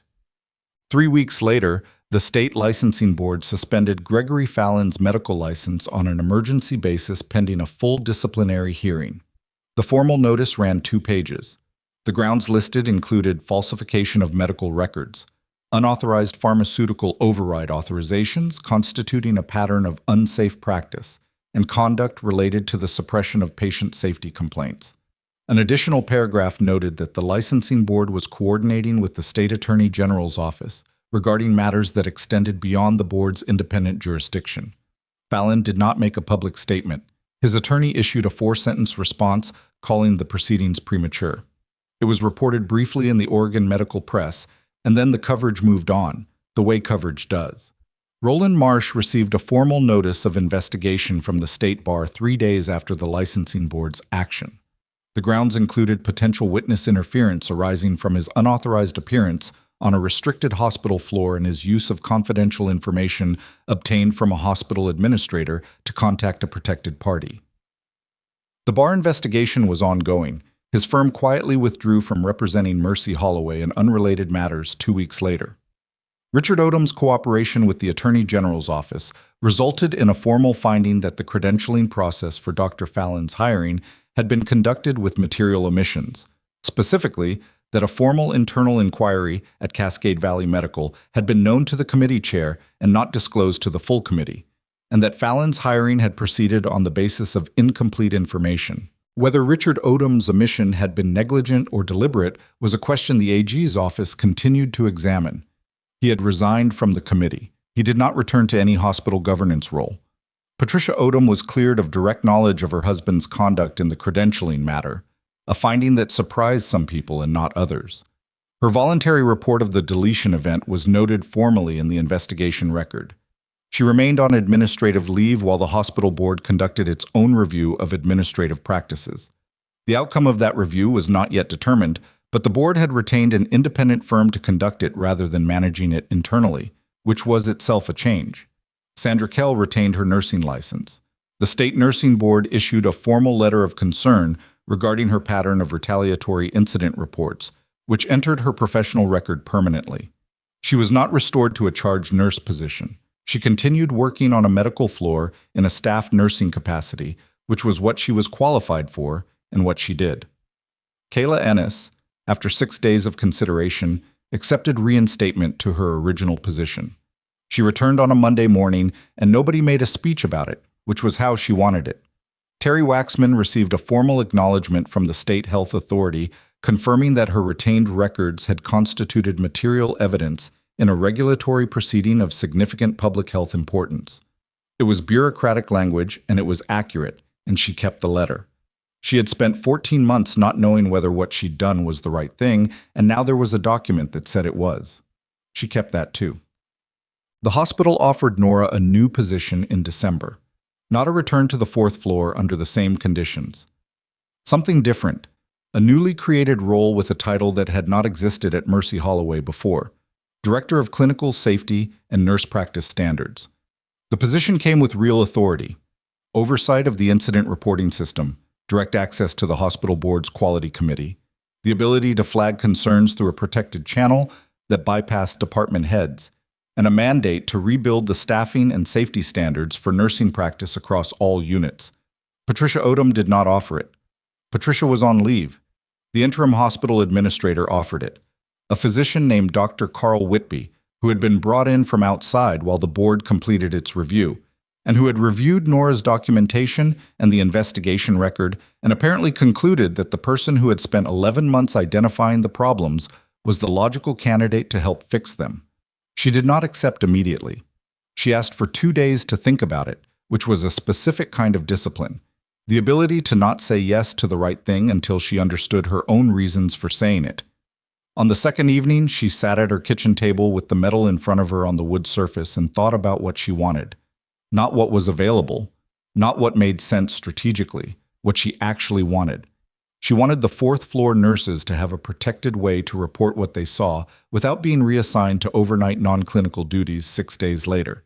She wanted the next Kayla Ennis to have somewhere to go. She wanted the next Terry Waxman to not spend 14 months in Portland with a box of paper records and no one to call. She called Whitby the next morning and accepted, with 3 conditions: that the incident reporting channel be genuinely independent of department supervisors, that the nurse staffing ratios be reviewed within the first 60 days, and that Kayla Ennis be formally consulted in the development of the new safety protocols, because Ennis had filed the right complaint at the right time and been punished for it, and her knowledge of what hadn't worked was exactly the kind of knowledge the system needed. Whitby agreed to all three without negotiating. She started the following Monday. Ardell came back to the hospital in January. Not as a patient. He drove up from the base in his personal car, out of uniform, and found her at the nurses' station on the 4th floor, which was where she spent part of most mornings, going through the previous night's incident reports, and the staffing log, and the quality metrics that had previously existed only to satisfy a regulatory checkbox, and were now actually read by someone with the authority to act on them. He looked well. The color was fully back. He moved without the careful protection of someone guarding a healing wound, which was the clearest clinical indicator she had. "How's the new job?" he asked. "Same patients," she said. "More paperwork." He smiled. "Is it worth it?" She thought about the incident report she'd reviewed that morning. A nurse on the overnight shift who had flagged a medication discrepancy through the new protected channel received an acknowledgement within 2 hours and been told the matter was being reviewed. Simple, functional, the way it was supposed to work. "Ask me in a year," she said. "Fair." He looked at the nurses' station, at Beverly Tran moving efficiently behind the desk, at the whiteboard with its assignments, at the ordinary organized chaos of a hospital floor doing its work. "It looks different." "Same building," she said. "Different feel." He paused. "You did that." "A lot of people did that," she said. "Waxman, Ennis, Beverly, eventually. The overnight nurse who filed the first report through the new system 4 days after it went live." She paused. "You, for making a phone call." "You're going to give me credit for a phone call." "It was a significant phone call." He looked at her for a moment. "When Holt did the thing at the nurses' station, the commendation, what did that feel like?" It was a personal question, the kind she usually redirected. She didn't redirect it. "Like something being put back where it belonged," she said, "after being in the wrong place for a long time." He nodded slowly, like that made sense to him in the specific way that things make sense to people who understand displacement. They stood there for a moment in the ordinary light of a January morning, the hospital moving around them, and there was nothing ceremonial about it, no audience, no significance beyond the specific human weight of two people who had been in the same room when something terrible was about to happen and had been on the same side of it. Then his phone buzzed, and he looked at it and said he had to get back. And she said, "Okay." And he raised his hand in a brief informal salute as he turned for the elevator, and she raised hers, and that was all. She walked back toward the ICU. The monitors were doing what monitors do. The morning shift was into its second hour. A resident she hadn't met yet was at the workstation, reviewing a chart with the focused frown of someone learning to understand what they were looking at, which was the correct expression for that task. There was a new incident report in her queue. A staffing concern from the night shift supervisor, filed at 3 a.m., flagged through the protected channel. She would review it before 10. She would follow up before noon. The supervisor would receive a response before end of day. That was the work. Not the crisis, not the confrontation, not the moment in the trauma bay that had started all of this, but the daily, unglamorous architecture of a system that was being rebuilt from the inside by someone who understood what it looked like when it failed. The infrastructure of accountability that most people never see until it's absent. The record that survives when the convenient version of events tries to replace the true one. She had learned something across 11 months in this building that she had started to understand long before it, in different rooms, in different kinds of dark. The people who get dismissed are not powerless. They are often simply operating in a system designed to make them believe they are, because a person who believes they're powerless doesn't document, doesn't keep records, doesn't learn the name of the state nursing board investigator or the health authority's emergency contact line, doesn't put 14 pages into a folder and carry it into a room where everyone expects her to apologize. The system depends on that belief. It is maintained by that belief. Nora had stopped believing it 9 months before anyone in this building understood what she was. That was the only difference. Not superior ability, not circumstance, not the phone call from a soldier who recognized her technique. Those things had mattered.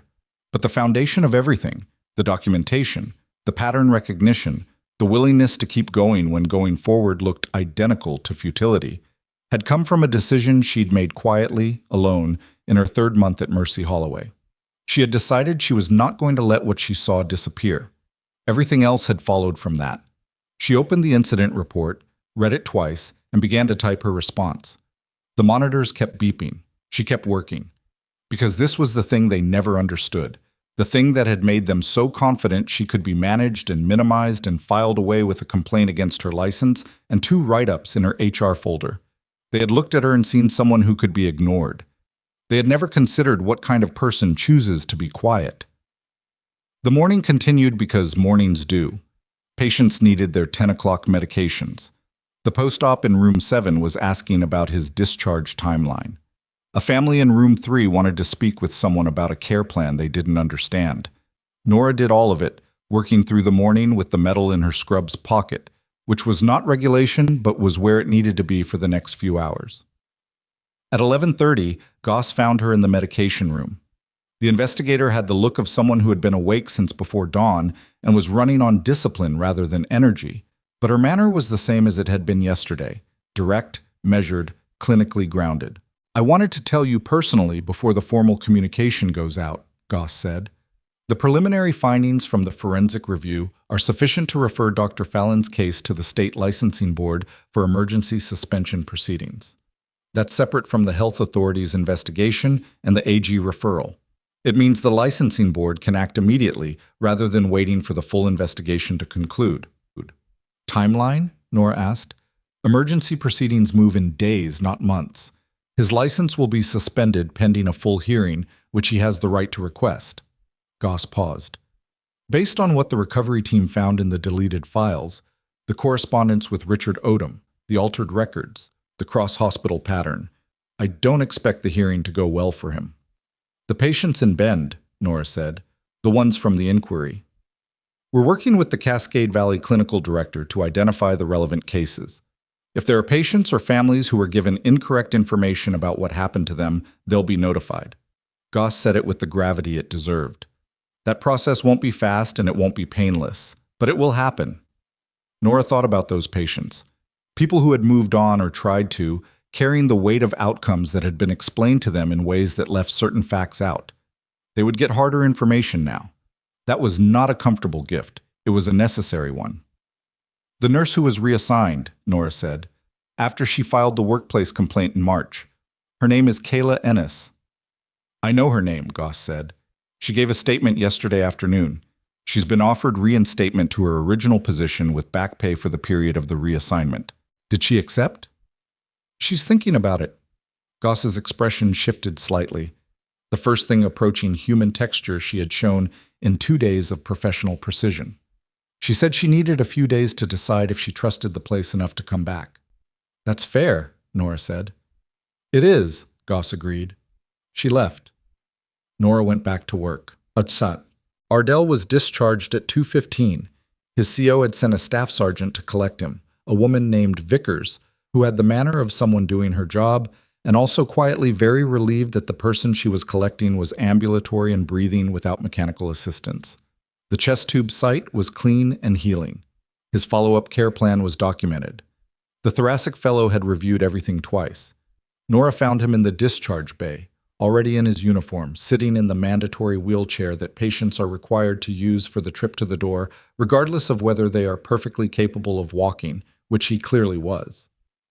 "You look annoyed by the chair," she said. "It's a dignity issue," he said. "It's a liability issue," she said. "Hospital policy." "Same thing, from my end." She stood beside him for a moment. The discharge bay was busy, 2 other patients waiting, a family with too much luggage, an orderly trying to manage the traffic. Ordinary, controlled chaos. "You're going to be fine," she said. It was a clinical statement and also something else. "I know." He looked up at her. "What about you?" It was the same question he'd asked earlier in the week, and she had a slightly different answer now. "I'm working on it," she said. He considered that. That's more honest than last time. "I'm practicing." He almost smiled. Then he said, "What you did in that bay, I know you know this, but I'm going to say it anyway. I was awake enough to understand what was happening. I knew I was in trouble. I could feel it, the pressure, the way breathing had stopped working, and I knew nobody was moving." He paused. "And then you moved. And it mattered that someone moved. It mattered that it was you." Nora looked at him. She had kept 4 people alive in a burning field with her hands, and whatever she could reach, and she had never gotten to hear from any of them, whether it mattered, because the extraction had gone. The way extractions went and people dispersed into the vast machinery of war and recovery. And she had come home to paperwork that said she was a liability. She had learned to make peace with not hearing. She heard it now. "Take care of yourself, Corporal," she said. "Follow the discharge instructions. No heavy lifting for 6 weeks." "Copy that," he said. The orderly wheeled him toward the door. At the threshold, Ardell turned and looked back at her once, and she raised a hand briefly, and then he was outside in the November air, and she was standing in the discharge bay with the medal in her pocket and the rest of the afternoon in front of her. She went back to work. Holt found her before he left, at 4 o'clock, when her shift was winding down. He didn't need long.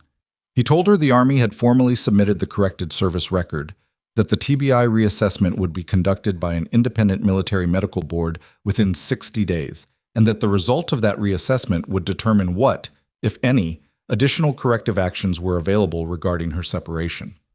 "You're not required to rejoin," he said. "I want to be clear about that. This is about making the record correct, not about recruiting you back." "I know," she said.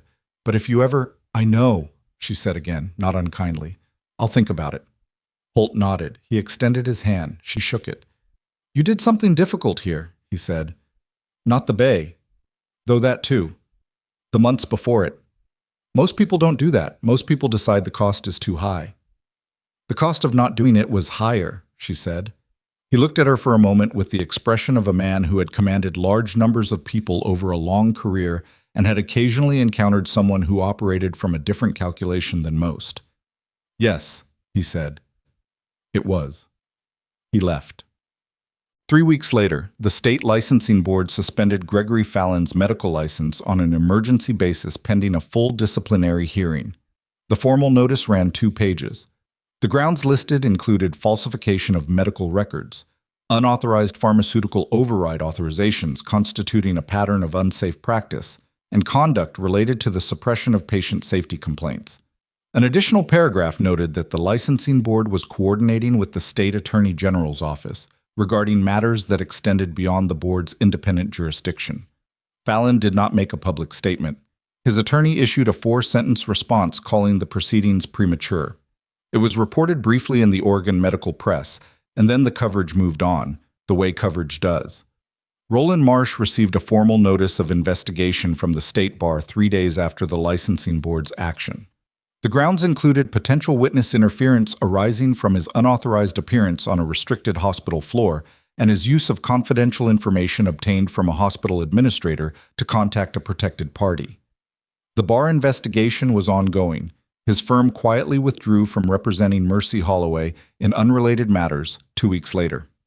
Richard Odom's cooperation with the Attorney General's office resulted in a formal finding that the credentialing process for Dr. Fallon's hiring had been conducted with material omissions. Specifically, that a formal internal inquiry at Cascade Valley Medical had been known to the committee chair and not disclosed to the full committee, and that Fallon's hiring had proceeded on the basis of incomplete information. Whether Richard Odom's omission had been negligent or deliberate was a question the AG's office continued to examine. He had resigned from the committee. He did not return to any hospital governance role. Patricia Odom was cleared of direct knowledge of her husband's conduct in the credentialing matter, a finding that surprised some people and not others. Her voluntary report of the deletion event was noted formally in the investigation record. She remained on administrative leave while the hospital board conducted its own review of administrative practices. The outcome of that review was not yet determined, but the board had retained an independent firm to conduct it rather than managing it internally, which was itself a change. Sandra Kell retained her nursing license. The state nursing board issued a formal letter of concern regarding her pattern of retaliatory incident reports, which entered her professional record permanently. She was not restored to a charge nurse position. She continued working on a medical floor in a staff nursing capacity, which was what she was qualified for and what she did. Kayla Ennis, after 6 days of consideration, accepted reinstatement to her original position. She returned on a Monday morning, and nobody made a speech about it, which was how she wanted it. Terry Waxman received a formal acknowledgement from the State Health Authority, confirming that her retained records had constituted material evidence in a regulatory proceeding of significant public health importance. It was bureaucratic language, and it was accurate, and she kept the letter. She had spent 14 months not knowing whether what she'd done was the right thing, and now there was a document that said it was. She kept that too. The hospital offered Nora a new position in December, not a return to the fourth floor under the same conditions. Something different, a newly created role with a title that had not existed at Mercy Holloway before, Director of Clinical Safety and Nurse Practice Standards. The position came with real authority, oversight of the incident reporting system, direct access to the hospital board's quality committee, the ability to flag concerns through a protected channel that bypassed department heads, and a mandate to rebuild the staffing and safety standards for nursing practice across all units. Patricia Odom did not offer it. Patricia was on leave. The interim hospital administrator offered it, a physician named Dr. Carl Whitby, who had been brought in from outside while the board completed its review, and who had reviewed Nora's documentation and the investigation record and apparently concluded that the person who had spent 11 months identifying the problems was the logical candidate to help fix them. She did not accept immediately. She asked for 2 days to think about it, which was a specific kind of discipline, the ability to not say yes to the right thing until she understood her own reasons for saying it. On the second evening, she sat at her kitchen table with the metal in front of her on the wood surface and thought about what she wanted.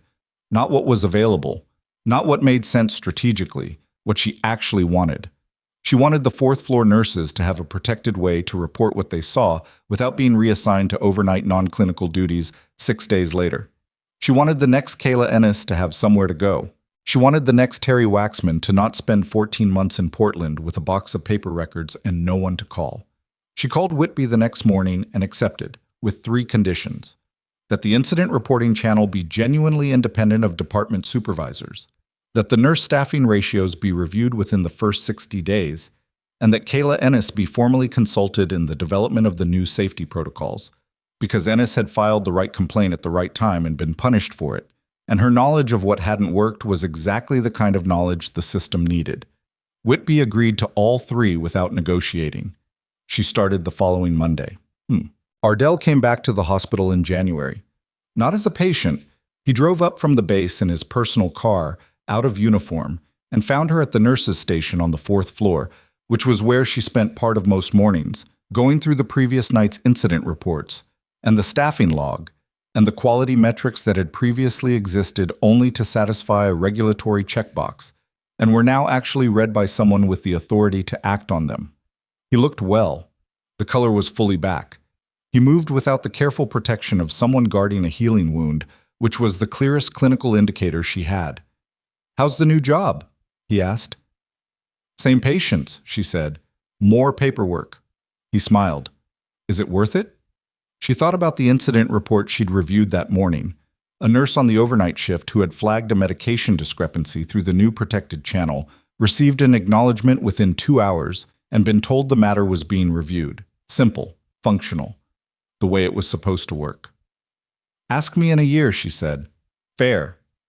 He looked at the nurses' station, at Beverly Tran moving efficiently behind the desk, at the whiteboard with its assignments, at the ordinary organized chaos of a hospital floor doing its work.